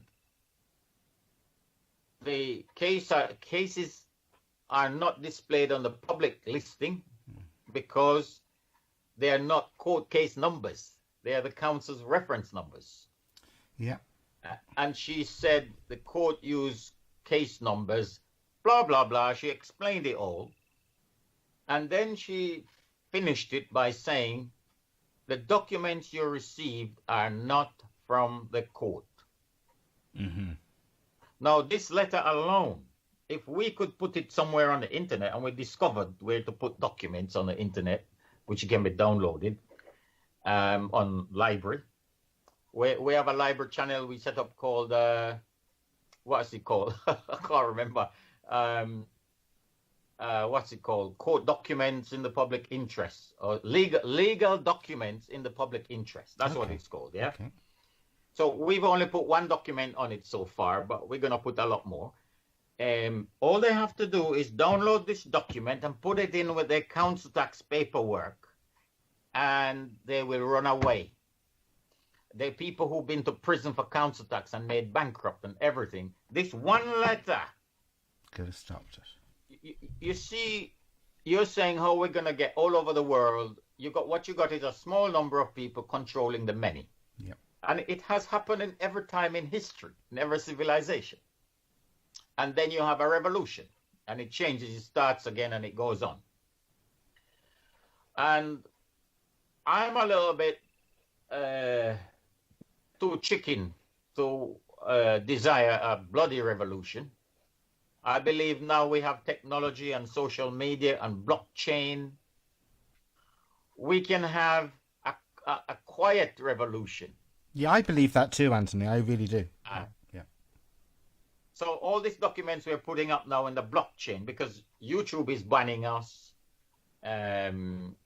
Twitter, LinkedIn, they're all controlled by a few people. The same people got a vested interest in the false information. But now we have things like library on the blockchain technology, on peer-to-peer. You can't take it down. Yeah. Even if you made a court order to take it down, it's not takedownable. And we're putting more and more work there. And I think that's why I've done a petition, because some people don't like the word petition, but we said it's the will of the people. It's just using the technology and the platform, because every time someone signs the petition, court order scan, it goes to the head of the police, it goes to the FCA head, it goes to Boris Johnson, it goes to about 7 or 8 key people. Every time you sign, it's like you're delegating a letter to all these people with one simple action. And it's not perfect. I think the day will come when we will make our own kind of campaign in the blockchain. And we don't need change.org and 38 degrees and all these people. But for the time being, we got to use the best facility that we have available. We can't just say we don't like this and then we sit on our arse. You know, I don't like to eat certain type of food and corn syrup being put in hidden sugar in. But I wouldn't have many things to eat if I started to exclude all that. So, okay, I tolerate a little bit of it, but I try to progress over time. Like most of us hate Facebook, but we use it as a tool. I hate, you know what, I hate some elements of Facebook, but it's a wonderful platform to meet people and share information. Definitely, yeah. But the day will come, I'm pretty optimistic, that we will have our own Facebook in the blockchain. Well, and we will be able to pull some of our supporters from Facebook into the, you know, I'm on library at the moment, building up a whole big, I got like 300 videos or something on library, which is a backup for YouTube, because YouTube is banning anything that, apparently, if you say anything that criticizes the left wing of American politics, Google is banning it. Okay. So anything to do with vaccine or any, you know, so many things they're banning. So we're moving a bit into the blockchain. I think there is a podcast that's available on the blockchain, and it's very soon shown you will have your radio station in the blockchain, and it's not won't be said. You put your information out. If you don't like it, if it offends you, the procedure is you sue me in a court of law. Okay. Why have we got these censors telling us we violated the World Health Organization guideline when the World Health Organization is not a court of law? And by our posts or whatever it is that we went against their guidelines, there's no harm, injury, or loss to that fecking company anyway. I mean, you know, I posted something where some nurses said they're gonna take out a lawsuit because they don't want the vaccine. So they had a little meeting. They were talking, and so they're talking. They're wrong. They're right. They're what? They don't want the. You know, who is the judge to say we shouldn't let these nurses' voice be heard? So it is a court order scam because they're cutting them out even before it even reach a fair trial. Yeah, I suppose. Yep. Well, that's also why, I mean, because bear in mind, that's what I'm saying. These scams are also being used to dispose of whistleblowers. You know, that was, remember, the other side to these things. It's such It's a anybody. But the problem is, right? I've got on my own personal life, I've broken up over 100 court cases against myself by using this method to interrogate the proceedings. Yeah. Now, even if you see, even if you investigate your proceedings, like we done with John Pattison. Okay. Yeah? Okay. It's very clear there was no proceedings at all. He was in the court under what's the word I'm looking for? Misdemeanor? You know, he was deceived that he was in a proper court because you're in the court building, you see the staff, you see the security, there's a judge sitting there. You think you're in a court, but that is not what makes a properly constituted court. No, I know friends here in Ireland, very wise people, right. And whenever they're in court, they constantly ask, "Am I still in court? Is this still a court?" Right. You know, because they dip in and out. Yes, exactly. Yeah. You know, the guy, what's he called, Leon, and a couple that Andrew was helping, and I was chipping in a little bit. Okay. They they kept asking the judge, "Is this a court of record?" And she would not answer on any occasion. Okay. They're not in a court of record. This was what? Better still, Anthony. After that, they turned the mic off the parents so that they couldn't ask anymore. Yeah, they keep turning off the mic. So you see, a court of record is the proper court. So anytime you write, when I write a letter to the court, say it was the Westminster Magistrates Court, that is not the proper name. In your letter, you put down Westminster Magistrates Court of Record. You know, you can buy a flat, and the address of the flat is Wren Court. Well, it's not a bloody court. It's a residential building. So the building is not what makes it a court. What makes it a court is that you have a properly constituted claim. Bingo. So this is where we overlook. That's why they have a free duty solicitor to give you all day long. How is it free? That person is not running a charity. Your enemy is paying for your legal defense. Think about that. That's true, because your enemy is your name, and your name is paying for your legal defense. Well, yeah, that's another issue. But it is.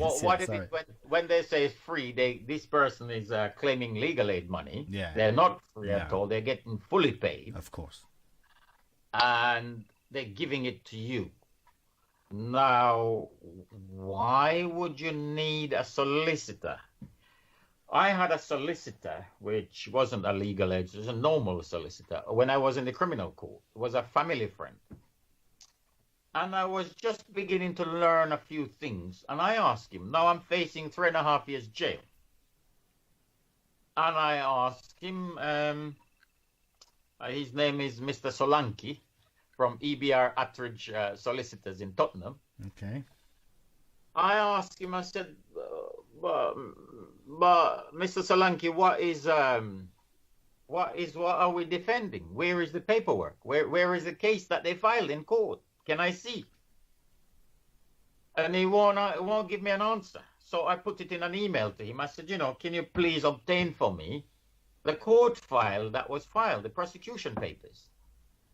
And he wouldn't give me a straight answer. So every time he writes to me, we must prepare for the trial, blah, blah, blah. I repeat the same thing to him. I want a copy of the prosecution that was laid. After the 4th time, he wrote me a letter back. Mr. Badaloo, I can't act for you anymore due to professional embarrassment. In other words, he knows there was never any prosecution against me. Crazy. And he was taking a lot of money from my family, and he was not prepared to let me know. He would rather leave the case. When he left the case, I never hired another solicitor. I just went on my own asking, where is the prosecution? After 3 years, I got a letter from the magistrate's court. There was no prosecution. So I went to jail.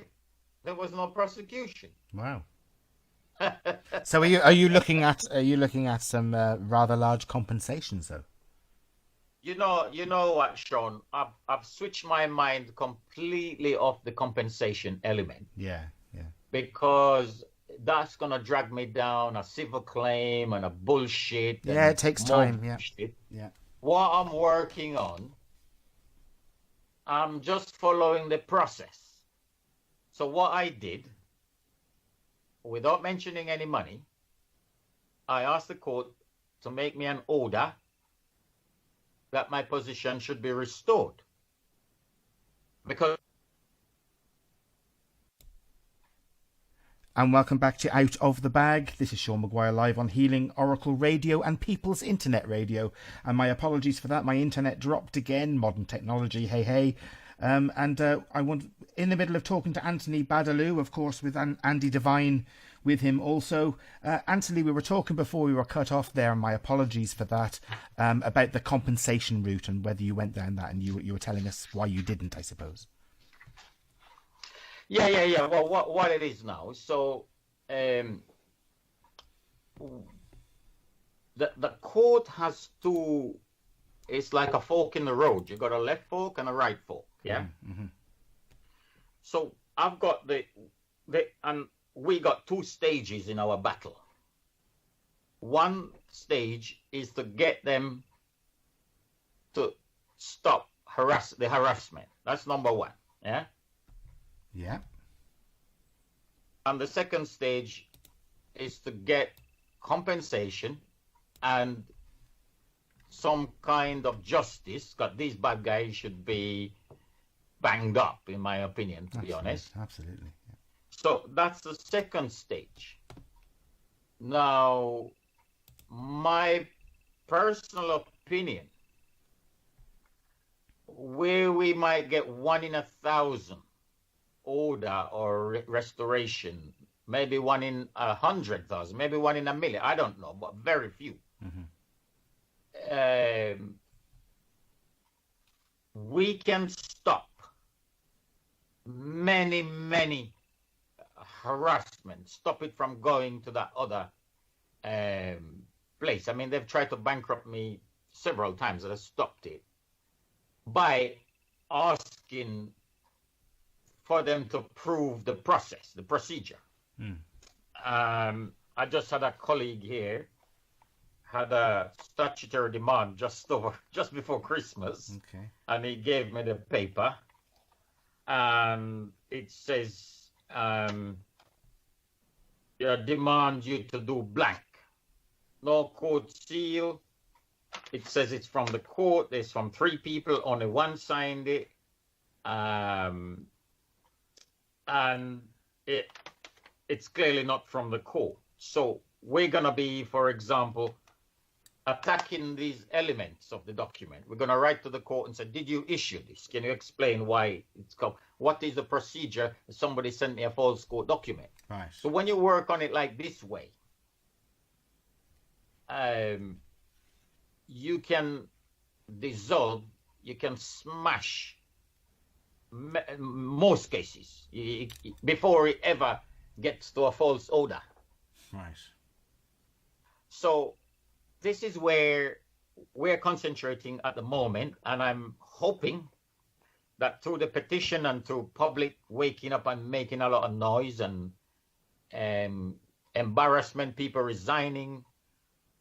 I spoke to somebody from the Chartered Insurance Institute who phoned me up and said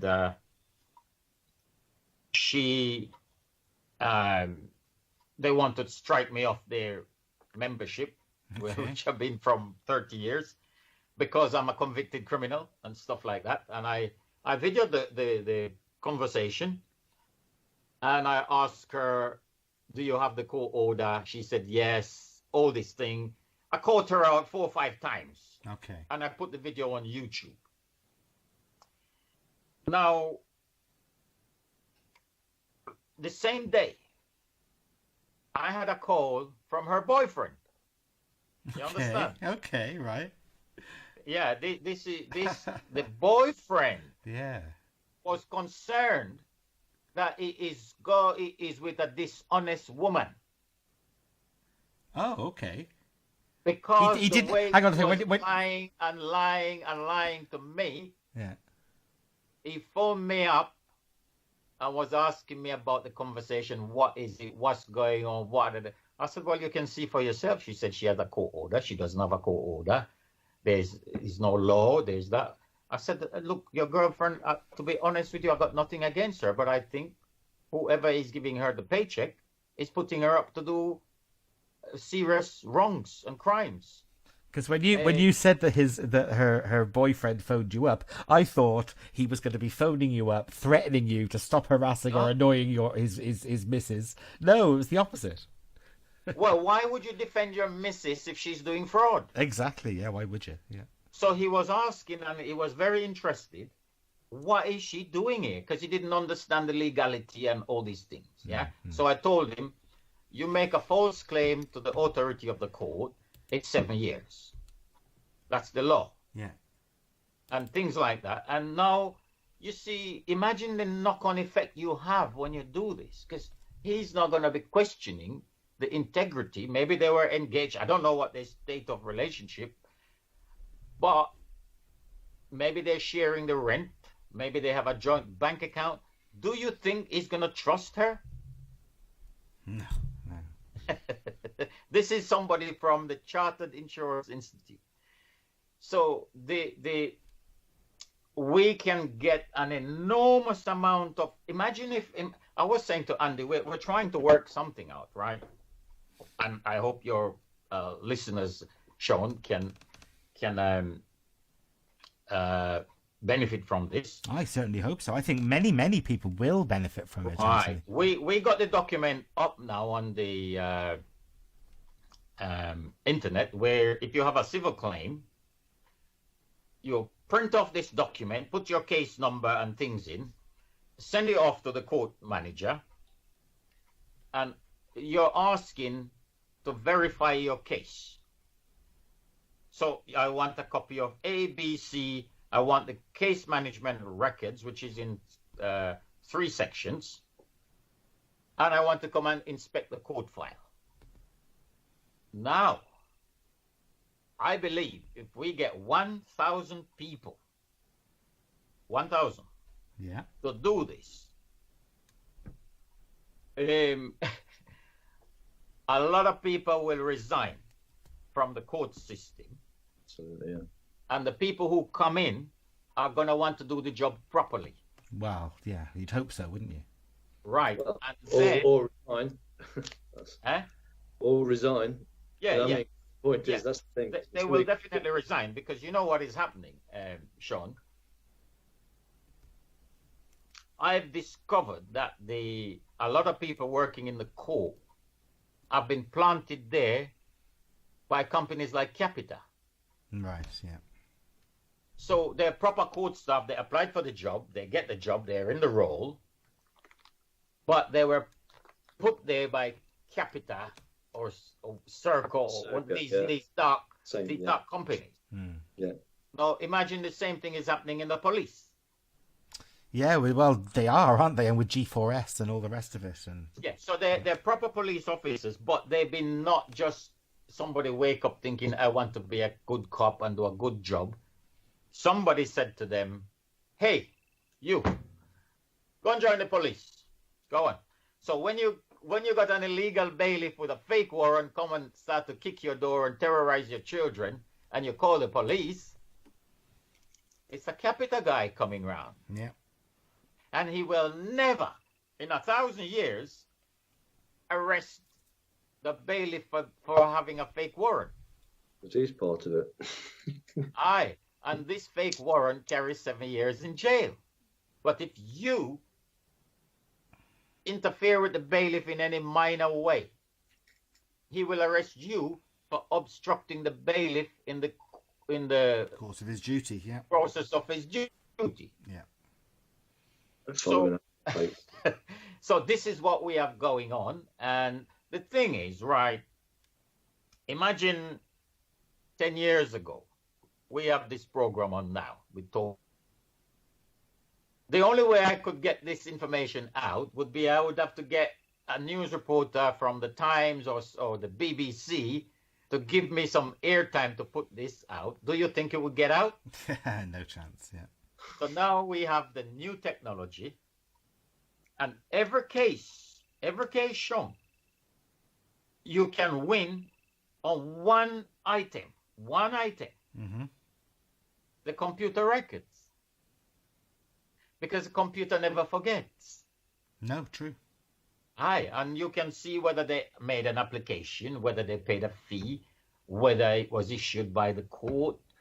You can see all these little things, and once you can prove that it is not a legitimate case, even if you're guilty, let's say you're guilty, yeah?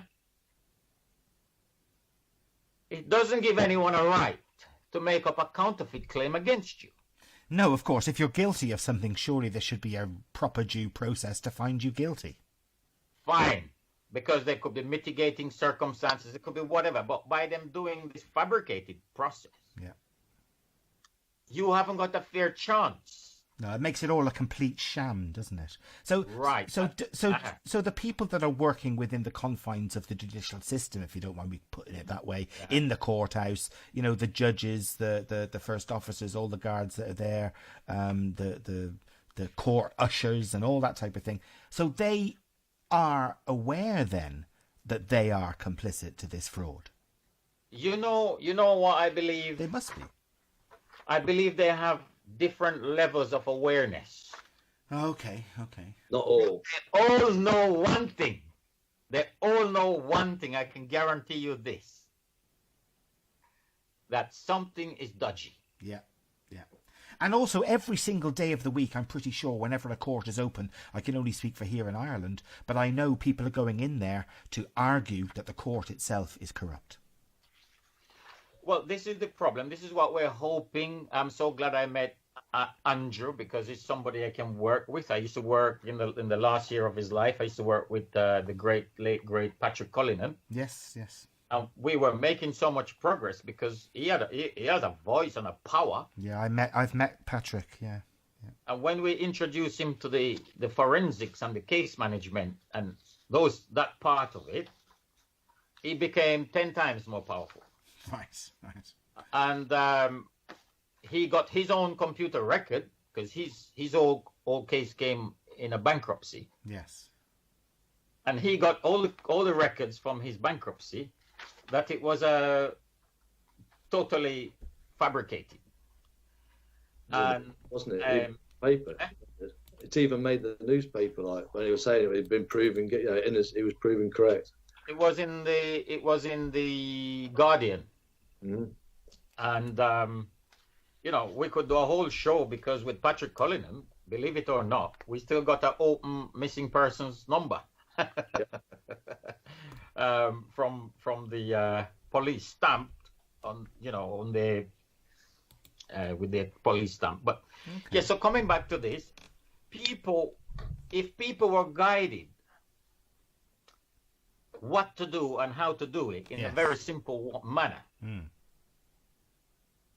in no time,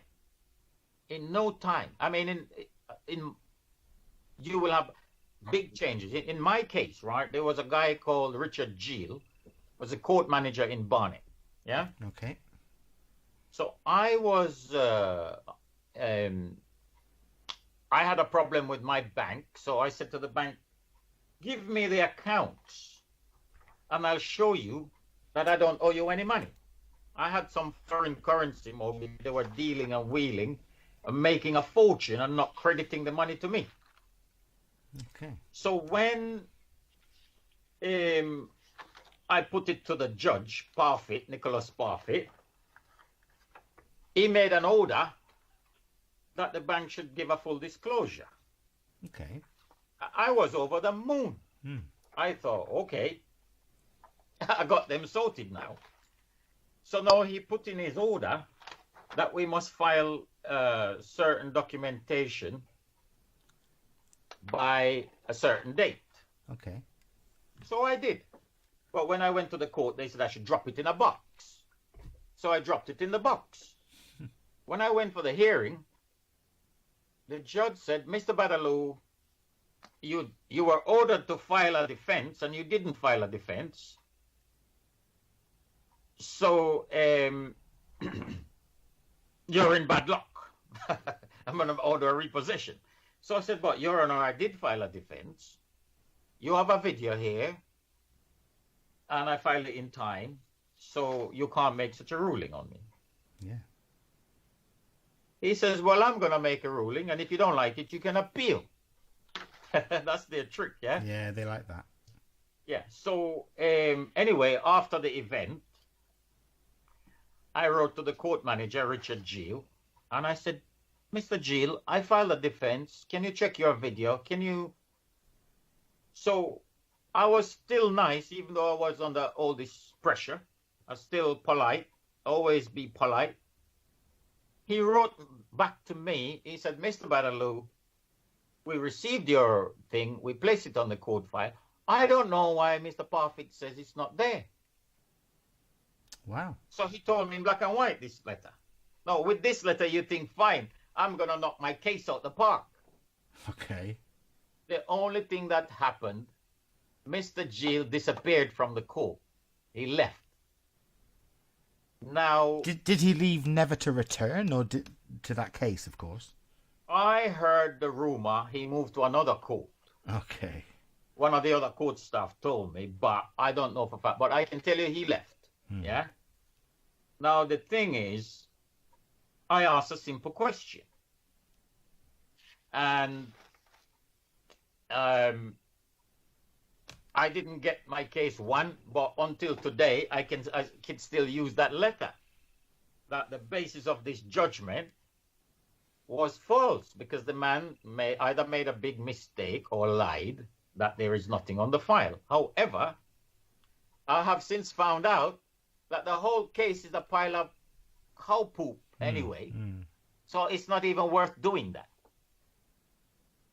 By the way, Sean, after that, I escalated my case all the way to the Lord Chancellor by following the step A, B, C. And I got a letter from the court.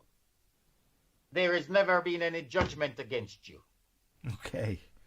So all those papers they had were what? Counterfeit. Yeah. Uh-huh. So I was talking to Andy before you came on and joined us, Anthony. I did see a photograph. Was it photoshopped or a real photograph of you outside 10 Downing Street knocking on the door? No, that was a real photo, my friend. That was real. I was literally invited there by Gordon Brown when he was Prime Minister. Okay. A part of my financial services work because I used to specialize on ethical investments, and they were talking about making the MPs pensions and all that ethical. So, you steal the money. Yeah, I know. Then make it ethical. Make it ethical. Yeah, brilliant. No, I have pictures inside both number 10 in the yeah, garden. No. I saw the one of you outside the front door, banging on the door, number 10. I thought, hang on, was that prior to this? So obviously you're telling me that it is, and you were actually working. But I thought maybe you'd taken your cases in your folder, in your file, knocked on the door, and went, "Hey, take it to the top." Well, I do take it to the top, but you can never really physically get close to them. You can kind of, but I tend to use documents. I do crazy things sometimes. I don't know if you saw, I have a video on the thing called The Liquidator's Road to Nowhere. Okay. So we just turned up at these trustees' offices and got them around the table, start talking, whipped out my camera, asked them for ID, asked them for this, that. It's a wonderful video. I think, if everybody did this, I'm telling you, all the trustees will come crashing down. Yeah, that would be wonderful, wouldn't it? So I just want to spend some time putting the material I've done out because I've not had time to promote or do that and work. It's been, if you imagine we have very limited resources. But the achievements we have it just need to be copied. Well, if everybody in a similar situation of the possibility of losing their homes, their farms, their businesses, and all the rest of it, realise that there are so many fraudulent routes that have been taken on that place that puts them in that debt to the system, it would be wonderful if we all were aware of it all and that we could use the tool of knowledge to nip it in the bud, to nip these, because some people they're committing suicide, they're losing their lives over these court cases. The thing is, just to add for this is the point. It's got a singularity. It doesn't matter what case it is. Yeah, it's a case or it's not a case. Yeah. This is what we're talking about. Yeah. So the singularity, the synchronicity, that everyone's got the same opportunity now just to ask, to find out, because once you found out that it was counterfeit, then you now know. Now you know for yourself, like what we're saying. Yeah. Because if it is a genuine case, then they can provide this material. If it's not genuine, then you have to ask yourself why they're not giving you the material, because it was never there to give you. Here's the question, guys: is there? Are there genuine court cases? Are there genuine ones that are basically allowing the system to fool the people by having them as a front? I will tell you when you know what a genuine case is. Okay. Is when you make a claim yourself. Right. Okay. So I had two cases I won this year. Okay. One is last year, actually. Mm-hmm. One of them is I tried to evict a tenant of my own, and I had to go through the whole process, and you get your receipt for the fee, everything's there, and it took a long time. The other one is was a dispute, and I was doing some dispute resolution work on the case. Mm-hmm. And we won the case, knockout, clean. Brilliant. After a long time, I never followed traditional route with anything. But when the court order came, Sean, I have to do a whole video on this court order because it's the only one I've ever seen. Do you know what it says? Go on. At the top of the letter of the order, it says, this order or any copies from it is not valid unless it bears the embossed seal of the court. Mm-hmm. Now we have to make a whole video on this document. Embossed. Yeah. Because I made a Freedom of Information request on the what do they know thing. And I said, Ministry of Justice, can you tell me what is a lawful court seal and when does it need to be used? Yeah. Simple question. And this is 2 years, they haven't answered yet, and they had 30 days. And they're using pretend seals and stamps of signatures right. and Button all sorts stamps. of shit. Yeah, yeah. I know there is a chap I work with a bit called Victor Fogler, wonderful chap, great analyst and, analytical brain. You know what he does when he writes to the courts? You see the button stamp that the court put on these papers, the repossession papers and all these civil court papers that they put on. It just says the county court or it says nothing, it's just a stamp. He puts half a dozen of these on his letters that he sent to them.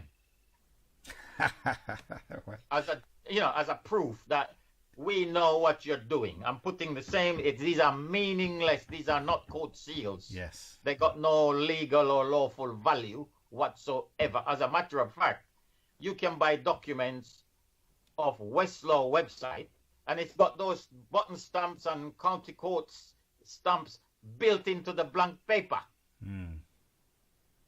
Crazy. So people just need to know, and what it is, they got us all in ignorance through the structure. They have a structured fraud where they don't want to allow you to think for yourself. So they want to send you to the duty solicitor, the Citizens Advice Bureau, financial ombudsman, and all these people are in on the game. Let us keep the blindfolds on these people, because if their eyes are opened, we're finished. Okay. The Emperor's got no clothes on. Yeah. You this mentioned. is what I mean. This is why I focus on it, because I could vision it's a simple thread of this. Once people get to grips and understand exactly what they've allowed themselves to be done because they've allowed themselves to be deceived or by a counterfeit. Now, if someone come to and bought a present off him, and they gave him a counterfeit £20 note, they can see that, they can touch that, they can realise that they stuffed that, and they've given the real money. But then the case appears real. Yeah, they haven't asked the question, is it a genuine court case? And it's very easy to find out. Simple question. Yeah. It's very easy. Unfortunately, what did we say? We have a way of saying things. It's simple, but it's not easy.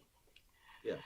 Because you still have to study a little bit, as much as you can, understand the background of things. And, just imagine if you took your car for an MOT and the guy gives you a certificate. But he never put the car on the ramp. He never put the thing in the exhaust. He never, you know, did any test and check the tires. He just gave you a MOT certificate. So the car has not been through the due process that it's supposed to go through to pass the test to qualify and get a MOT. So by just giving you the MOT, that MOT is a counterfeit. Yeah. Because the car didn't go through the steps and checks that it needed to go through. It's the same thing with the counterfeit court claims. And more, you know, the councils are the biggest. I was going to say something. They're making it up in their own office. They're not even going in the court and making it up anymore. They're just making it up in their own office. Yeah. So it's gone so far. The further it goes, Sean, the easier it is to topple it. Well, let's hope so. Hopefully, just a little push on what you guys are doing will topple it. Do you know? Because it's important that people have this information. But you do need. It's a bit like you need people going forward with their cases individually. You need. I said to Andy, Andrew, Andy, if we get 1,000 people, 1,000, just to request the file view and the case management records from their case. Yeah. 1,000. I'm telling you, I don't know exactly what will happen, but something amazing will happen. You understand? Because the load chants are going to be forced to do something. You see, all we have to do, we got to make it. We don't have any power. They have physical power, violence. Yeah, they come and break your door, take your child. You're gone. No, I'm here. Okay. And we don't have a physical power. We don't have a private army. So this is a problem. It's one force against another force. We got no force. So what are we going to do? So where is our force?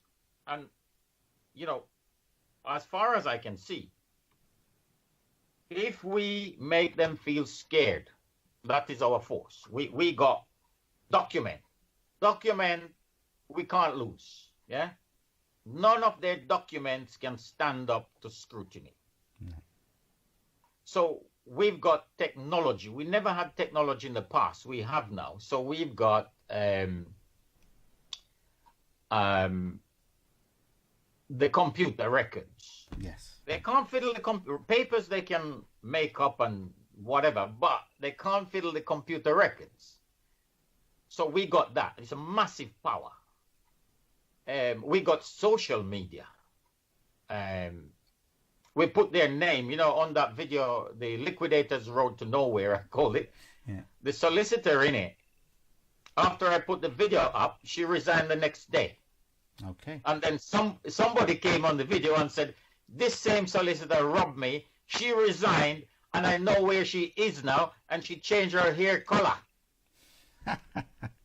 So they are running rabbits away from the gun, aren't they? When they are tackled, and just imagine I'm the only one in that case. One, you know, that's a single case. Imagine if it starts to happen. Other people starts to do the same thing, because this is so dead simple. Yeah? You are questioning the document and the process. How did you get this document? Show me the application. Every case, every civil case where they're claiming, inside that claim, say it's for 50,000 euros or pounds or whatever, inside that money, there is fees, court fees, because they have to put the court fees to make it look real. So look at this now, Sean. You say to them, look, you're making this claim and all these fees and interest and whatever, but you're claiming this court fee from me in this judgment. Give me the receipt. Absolutely. You understand? Yeah. Give me the receipt. I don't want a letter. I don't want a confirmation. I don't want a story that if I didn't pay, the court wouldn't issue. I don't want none of it. I just want the statutory receipt for the money you are asking me to give you. You got them. Yeah. Yeah, and look, I'm very excited about this. I think it's great that I've had to have you on my last show of the year, guys. And I do think that there's, I work for People's Internet Radio as well as Healing Oracle, and seeking solutions is what we want to do. And this seems to be a solution to the possibility of bringing down a complete corrupt system. This is the golden key for everything. Everything. And, we're looking when this progress, I got a catalog of about 40 cases we've won, yeah? Okay. Not counting mine. I got 100 of mine alone. Okay. Now, when I say win, I mean they've stopped. They stopped trying to steal whatever they were trying. That is a win. That is. Yeah. Yeah, of course, it's a win. Now, the next chapter, the Manchester chief of police, I don't even remember his name, he gave me a speeding ticket. Bloody New Year's Eve, a couple of years ago, for 2 o'clock in the morning, for 38 miles an hour on a dual carriageway. I said, man, I must have been drunk. What's the matter with you? Anyway, I said, look, this speeding ticket, I want to settle it. I want to pay you. I want whatever you want to do. I asked him for A, B, C. And he carried on about 3-4 letters and give up. Because I can't prove nothing. All the paperwork they're sending you with the speeding fine is counterfeit. So now when they said he's resigning from his job, I thought, yeah. Imagine if another 10 people, it doesn't have to be a lot, because I took these letters and I shared it about all my friends in Manchester. I said, look, I wrote up the speeding tickets. Here's a copy of what we done. Yeah. So I don't know. Imagine if 50 people challenge some of these false speeding tickets that comes in the name of the chief constable. Yeah. You write him a simple letter. Can't be no simpler. You say, Mr. Chief Constable, I got this bunch of documents, and you attach it on an email. It said it's from you. Can you confirm if it's correct? It is from you and you did sign this paper. Kind regards. Can anybody call you out for that? Say you're a bad guy, or you're aggressive, or you're oppressive, or... No. Can anybody touch you there? No. So we just need to show people the dark corners where they're hiding the scam. One of the thing in the speeding ticket that we've discovered, I think they're trying to change it now, but a lot of people were coming to me with speeding tickets, which I don't want to get bogged down. I'm going to do a video on it. They can help self-help, because I can't physically deal with it all. But you ask them, they said they're going to take you to court, and first you offer them the money. You said, I'm happy to pay you. I'll give you whatever you want. So you take away the controversy, because they can only come after you when there's a controversy. Then the second thing, you ask them who made the allegation that you're speeding, because a camera can't speak. So who makes the allegation must make a sworn affidavit or statement of truth. It's going to be the guy who is operating the camera. Yes. Now, they will not produce that. Then you ask them for the certificate of calibration for the camera, because those cameras have a margin of error. Now, when they give you the certificate, what we found is all the certificates are coming back from all over the country, signed by E. Hoffman, who lives in a P.O. box in the Netherlands. Huh? So we're going Dutch, are we? We're going. So when you start to do this now, they run away from you. Right. They stop chasing you, because the documentation you have on the file, if they now take it into court, you already got your case. I've not received the allegation. I've asked for it. I've offered the money. So they got a very diluted case. But the problem is they should go to jail for sending out people counterfeit documentation. Yeah, absolutely. They trigger the fear response in you, and you pay for an easy life. But you pay on your insurance, you pay on your points, you pay on your reputation. You pay so many ways, and then they hit you again. Yeah. Then you get banned. If you drive for a living, you lost your job. Yeah. Then you could lose your house on a counterfeit paper.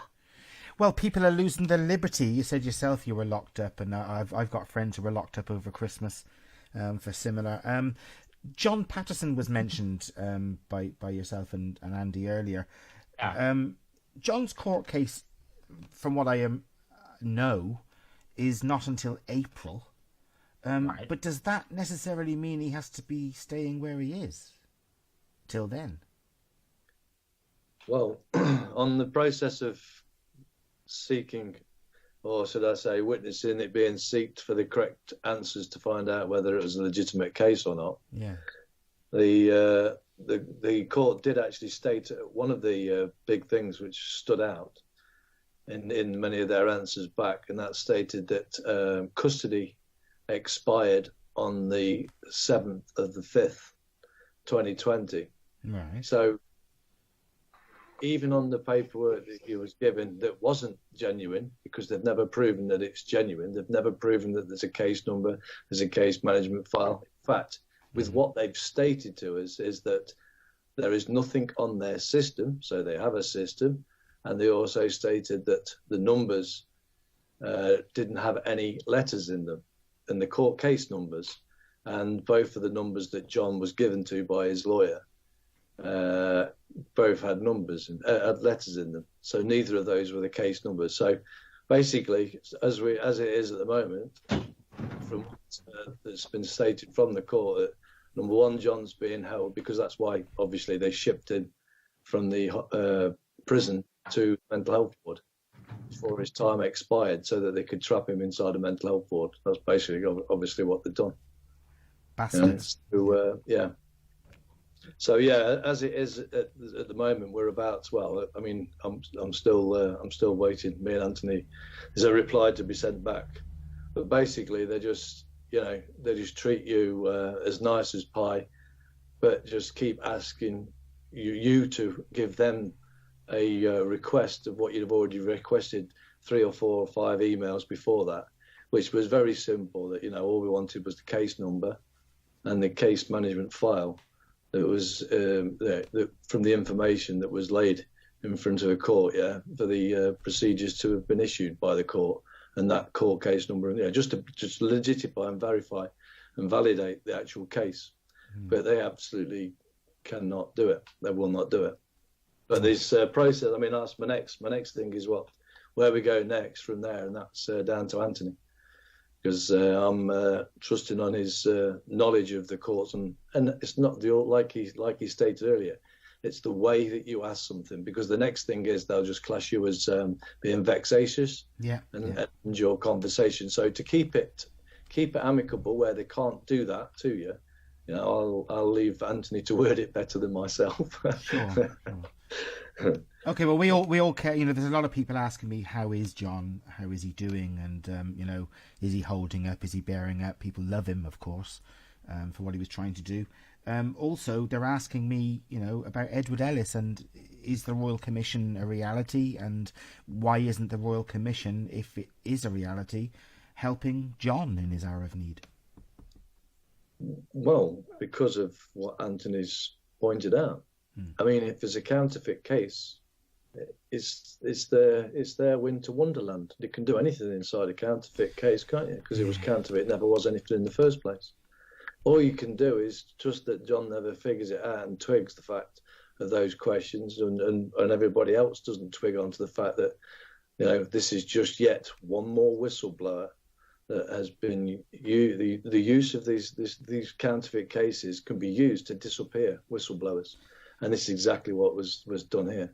John's been disappeared under a fake counterfeit case that never existed. And as to with Carol Woods and the creation of her warrant, was never created by the court. It was the court even told us that, but we wasn't asking the right questions. No. The court even told us that they never made that warrant, but it came from that court. Work that out. So that's basically what was happening. The council was using the CPS to generate these documents from the court to send out as a warrant, and the police act upon it. And then they take her, and when they've kidnapped her, they put her into the mental health ward, and then put a Section 2 on it, and then they rushed it through to a Section 3 so that they could only look one space, because they'd been caught out on a fake counterfeit warrant, but we wasn't asking the right questions. That's what I'm saying. We didn't focus on that. I wasn't aware of the fact that there was an obvious crime, and I wasn't thinking it. I mean, I was saying that. So what do you mean? I was saying this to the police, but they wasn't. They just they stopped me. They stopped me from calling them. You know what I mean? Yeah. Well, let's just hope that we send love out to John and anyone else in a similar position. We've got a couple of the anti-eviction task force and anti-corruption task force here in Ireland in prison. One had to purge his contempt just before Christmas, and the other two are not purging their contempt and they're staying in jail. But it is a completely corrupt. These the people. This is what I'm trying to say with what I'm exposed here. Those people that are in those places, you need to find out whether you've been put in there through a legitimate, valid court case. Well, this is what I think. I think that you two have the information, and Anthony has the information that can help these people. If we on the outside can maybe proceed down those avenues for them, because they are, as I said, incarcerated. It's more difficult, obviously, once you've been arrested and put into prison than it is when you're outside. But it's still not impossible, guys. That's what I'm trying to say. It's just more difficult from when you're in the inside position. I mean, John, how could John be doing this? John wouldn't be able to do any of this. Number one, he's not knowing what to ask for, and even if he did know what to ask for, they're stopping his mail. They're stopping his mail. They're stopping contact with people. The lawyer that he's got is null and void, because we know what lawyers are anyway. But I mean, we've even got proof the fact that his lawyer has been asked for the case number, and the lawyer's given him two dodgy numbers, nothing to do with what he asked for, and he's not answered him. And then he's gone into counsel. I don't need to answer. There's a lot of. I mean, it's disgusting. You can see that he's absolutely. As I told John from the very, very beginning, never get a lawyer. Because of what they are. Number one, you sign yourself as an incompetent ward of the state. Number two, you've just given somebody to speak for you when he's against you. They're naturally, it's in them to be against you because they're in a part of the system that they have to do as they're told. And it's a society, the Bar Association is a secret society in itself because it's there to lock out the facts from the courts. Along with his master's the judge, and the second is the people. But he's not serving the people, he's serving his master, and which is basically ultimately the Bar Association. So I have to ask your opinion then, because it can't really be based on facts. I've done a bit of research myself and have come up with brick walls most of the time. Who are the Royal Commission? Do you believe they exist? So I believe it is. Well, I see what I see. Yeah. I see what I see. I find Edward's got his own way of doing things. I don't necessarily. I agree that there are other ways, but who am I to say he's not right and his won't succeed? Yeah. So I see a lot of errors, but I see a lot of errors in myself and a lot of errors in a lot of people. But that doesn't mean it's necessarily going to or not going to work. I think it was always down to the people anyway. Yeah. I mean, the work that he's done so far, in keeping all that he's got, it's something there to be answered to. They haven't lifted him. They did try to put him away on a mental health issue, didn't they? They've not captured him. They've done a lot of things to get to him. I mean, John, basically, remember, John's walked into a counterfeit case and he got trapped in it, which is dead easily understandable because John had never been served any proceedings issued by the court. But John was answering to things that were said that existed, but they don't. And now, because he got trapped into that, then they remanded him because it doesn't matter. They've got control of him. Yeah. And his lawyer is in on it. I mean, Edward Ellis took him the habeas corpus, and I know that it was given the lawyer, and I knew it was a different lawyer sent down there, and Edward she had already been given the habeas corpus to serve for John. And Edward Ellis was down in the court itself, and he gave it. He was giving it to giving it to her again. She'd already got it, and she never even mentioned it. In fact, all she did was get Edward Ellis kicked out of the court. Right. So what I'm saying is, understanding everything that has gone down in John's case. I mean, my simple point was being the man, rather than the person, and he's answering to the person. That's one way of looking at it. But the simple point is, Well, Anthony's is so much easier because at the end of the day, it's simple, proven procedure. I mean, we don't want to get into an argument. You're not in an argument. You're just simply asking. You're just simply asking a question. Yeah, Because you're over opinion, aren't they? Unless you've got the, you know. But So, are I mean, they they telling us? I mean, you know, obviously they're fraudulent court orders, and it's a court order scam, as Anthony quite rightly says. But they are palming off. Okay, to use a Freemason thing, they are palming off contracts and court orders that are fraudulent, of course, and they are aware of that, but they are palming them off as real, as the real thing, as the real McCoy. So when you question them, I'm just wondering, do you just get the blank, Well, what are you talking about? If I can jump in here. You can, of course. The issue is it comes back to power. Yeah? So they got more power than us. They got more power than John. So the reason they're holding him is because they got the power to do so. Yeah. Whether it's illegal power or legal power, doesn't matter. They got the power. So our battle is to redress the power balance, or what I call the enforcement gap. We get the proof of a crime, and we got no enforcement. You're absolutely right. It is an enforcement gap because we want justice to be served, and they're just not doing it, and there's nobody to uphold it. So what I would tell you what my idea is. The first thing is like Andrew was saying.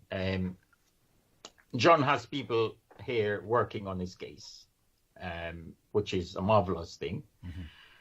Now, one of the things I think, once Andy sent a couple of emails and spoke to John and told him on the Human Rights Act and whatever, he's entitled to this, that, and the other. Within 1 or 2 days, he got back access, or some limited access, to his email. Oh, brilliant. Which I'm sure makes a lot of difference to him there. Yeah. The second thing, after a few back and forth with the court, now when we write letters, we always put at the end of it, implied admission by the absence of a response. Now, if you're asking for a simple matter, like, can I have the court case number, please? And you can't give it. Yeah. So on the implied admission, you've confirmed that you don't either you don't have a court case number or you're concealing it. Either way, I win, at least on the facts. Yeah. Now, the enforcement and the power is a second issue. So we're going to come to that. But first of all, we win because we've had it from the Westminster Magistrate that there is no lay of information and there is no case number. So what they do, Sean, they will then take you to the Crown Court. The Crown Court issue a number, and now they're using that as the case number. Now, this is a big scam because in the legal world, they call that grafting, where you've got no case to begin with, but you frog leap the case to another court, and another court put another number. But we're only interested in the first number. How was that case born? Yes. Give me the computer record and the case number, and I want to come and see the file. It's everybody's right within 48 hours to inspect your court file and obtain a copy of whatever you like from that file. So with John now, it is no point making an appeal, in my opinion. I was talking to Andy about that, because making an appeal on a case that was never a case in the first place, you're granting jurisdiction to the judiciary where they never had a jurisdiction in the first place. Exactly. Right. So what we need to do is ask the court manager there to make an administrative order, not a judicial order. Administrative means without the judge, without the judiciary. Okay. Because we have enough proof that it is not a legitimate case. So we're asking the court manager to make an administrative order that there is never been a prosecution. And John Patterson's position must be restored. We're not saying what and how and too much detail. Less words, the better. Yeah. Now, we can even make an order. We can draft an order and file it at the desk and get it stamped. Now, if we do that, this is going to be the only document in the whole case that has a court stamp. Yep. Now, I can't say what they will do, but you now come to the issue of power. And this is where the social media, people can contact the court by email, phone call, whatever. Email is the simplest thing. Hello, I got a friend in there called John Patterson. I understand that he is being held there and there was no proper. We could draft a template letter for people to sign, and it's like, and we could put it on the petition, and it goes to the authorities. Now, we can't force them to do anything because we don't have the power. However, by publicizing, by investigating and breaking the back of the case and proving in a simple document that it is not a legitimate case, and then putting it on the public, on the parliament, when we do an update to the petition, it is emailed to every MP in the country, every single one, and we have about 50, 60 journalists. We put it there. I would say hundreds, not 60, about 400. We give them so that nobody in the media will ever publish anything to do with fake court orders. It's not going to happen. I think there was an article in the Independent back from 2012, which I use all the time because it is the only document I can find in Google land which shows that the court process is being, defrauded. And it didn't focus on the court process. It focused on gangsters using the court. You could get any order you want for 50 grand and all that. But nobody has ever gone into the nuts and bolts, how they are using the court to defraud. The only place I can find this information is in the book called The Forensics of Legal Fraud. Okay. Which you can buy, the hard copy, or you can download the PDF one for free off the internet, the Forensics of Legal Fraud.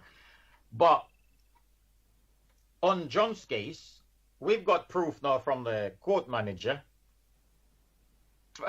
We got some interesting things, didn't we, Andy? Number one, they told us about the letters, because when you see this case number with the letters, it's a CPS reference number. It's not a court case number. But they clarified it in writing.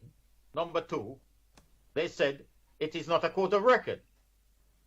So it's not a court at all then. I mean, Pierce Corbyn was prosecuted there for the COVID violation. And Pierce Corbyn won the case in Westminster Magistrate on the basis the police did some procedure wrong. So we're back on the procedure. However, unfortunately, he didn't question the entire legal process of that fine. Because if he did, it would have been so beautiful. It would have been magic, wouldn't it? Yeah. Yeah. I mean, do you remember when John Patterson went with Gordon Bowden to BBC to try and get them to talk about all the files in Finchley Road and all the rest of it? I'm not aware of it. Okay, yes, well, it happened. Yeah. And I'm just wondering, well, they were ignored, of course. So what would have happened if, or what will happen, if a few thousand from England, a few thousand from Scotland, Wales and Ireland all turn up at their mainstream media outlet, over here at RTE, over there at BBC and ITV, and basically all with their saying, report on this criminal fraud, the courts are a scam. Well, we can do, you know, what happens, Sean, is people have different kinds of energy. Yeah. We're all different. Some people like to be um, out there as a community spirit in a physical way, and that is very important. It's visual, but we've seen in the lockdown protests all over the country, they're not being reported on the mainstream, even though there might be quite large numbers and some important people there. Yeah, yeah. My strategy right now, with the resources I have and the time and energy, I'm trying to use the technology. So we're emailing all the MPs, we're emailing all the media, because I'm going to be able one day to say, I start this petition 5 years ago, I've emailed you so many cases which all been proven. All the cases, they've been proven. And none of your mother effers, not one of you, saw it fit to report. I even took the trouble to write the press release for you, to copy and paste to the Press Association formula. And not one of you ever saw it fit to report this matter. And I have a petition called Stop Court Order Scams. And all the judges and police officers and lawyers in the country are not signing it up to it in thousands. You understand? So this is one level. Silence is their guilt, mate. So this is one level. But the thing is, I think a lot of people are doing a lot of activist things. Yes. And I think the best we can hope for is if they could incorporate this concept. Imagine if you get the evidence first. Yeah? Yeah, yeah. And then you march on it. And then you say, your MP, you already know. I didn't have to come to your office.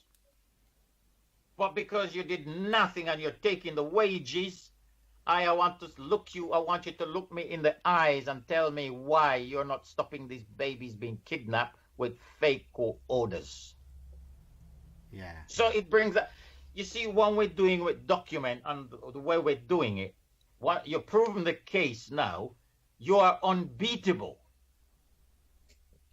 Yeah? Yeah. Nobody can misquote, misdirect, say you're an angry anti-capitalist protesters, whatever they want to call you, because it's proven. And how do you prove it? It's so bloody simple. And I know, personality, some people don't like technology. But the thing is now, we got the social media. This is going out to a big audience. You will inspire a lot of those people who need some energy and some confidence that, they're on the right path in some way. So I think it's going to be a whole different raft of things for different people. I've spent the last 5 years, I believe, laying a foundation that is unassailable. And I think people, hopefully, will come across some of my work and work Andy's doing and taking it up to this forensic level. And then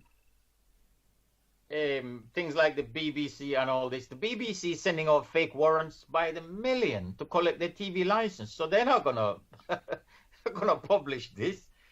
A lot of clients I work with, Rika Patel, a few of my clients have been on the BBC. Michelle Young, Bob Jackson. But when it comes on the TV program, they have never on any of the cases mentioned the counterfeit or anything at all about the court process, the court fee. My opinion, Sean, we got to do this ourselves. Yeah, yeah. This is my opinion. You see the Google is shutting down everybody and all that. We thank God for the blockchain. We got BitChute. We got, I'm on Library. That's where I'm putting my stuff. And it's a new lease of life. And,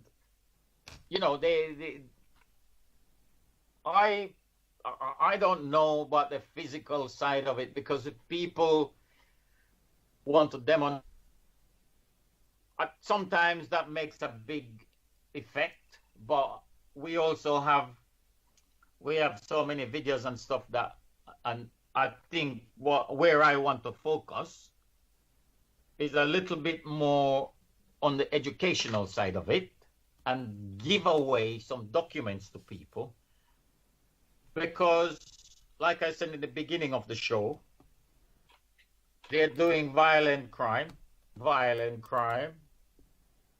but they're saying it's not so bad because they have a court order.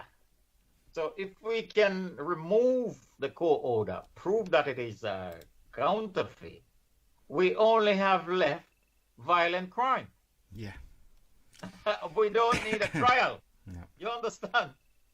We just need the conviction and the compensation. And all these bent solicitors pumping out these fake proceedings, they all got insurance. Right. Well, do you know what, guys? Andy and Anthony, we've come to the end really of the interview, only because so much time has shot by. You've said loads and loads and loads, and I really do think that when people listen to it, they'll realise how simply you've actually put this, and I want to thank you so much for doing that. I think it's important that everybody that's embroiled in any type of court case at the moment at least looks at your information and at least sees whether it affects them in any way, that they can then do something about the situation that they are in. Otherwise, Sure. Sorry, go on. Sean, Yes. what I'm going to make a suggestion, yeah? Okay. We're going to give you a link that you put in your show notes Yeah, on the podcast to page. the document that they can download and request the court file, self-explanatory document. You just fill in your case number and name, and Perfect. so that is a starting point for every single case. You request the computer record. We got a template document that we use, and when you read it, you will see the power and simplicity, one page, and from there you will start to feel a little transfer of power from that side of the table to your side of the table. Right, understood. So sorry to cut us short again and say that we're better finished, because I do have another hour on the show that I've actually eaten 20 odd minutes into already. Okay. I didn't want to stop you. Okay, it is only music, and these bands I will be able to play them next week or the week after or whatever. So I just wanted to get this information out. I want to say to you, both of you, thank you so much for what you are doing. In many ways, what you are doing is going to affect our future moving forward. I want to wish you a very, very happy new year. This will be going out tonight, as it is, because of all the technical difficulties we had. We couldn't do the pre-record until today. I'm so glad that we did a pre-record because of all the feckin' internet interruptions I keep getting. Thank you to the two of you. If people want to check out what you said, I will put that link into the podcast page. I've also put your Facebook, Anthony, your Facebook, Andrew. I've also put your YouTube playlist, Andrew, and I've put the change.org stop the court order scams petition as well. So guys, thank you so much for coming on Out of the Bag, the very last show of 2020. Indeed. Marcus, Good night, all. happy New Year. Yes, and Happy New Year to all. Let's Thank bring you. on a good one. Cheers. Thank you, guys. Brilliant.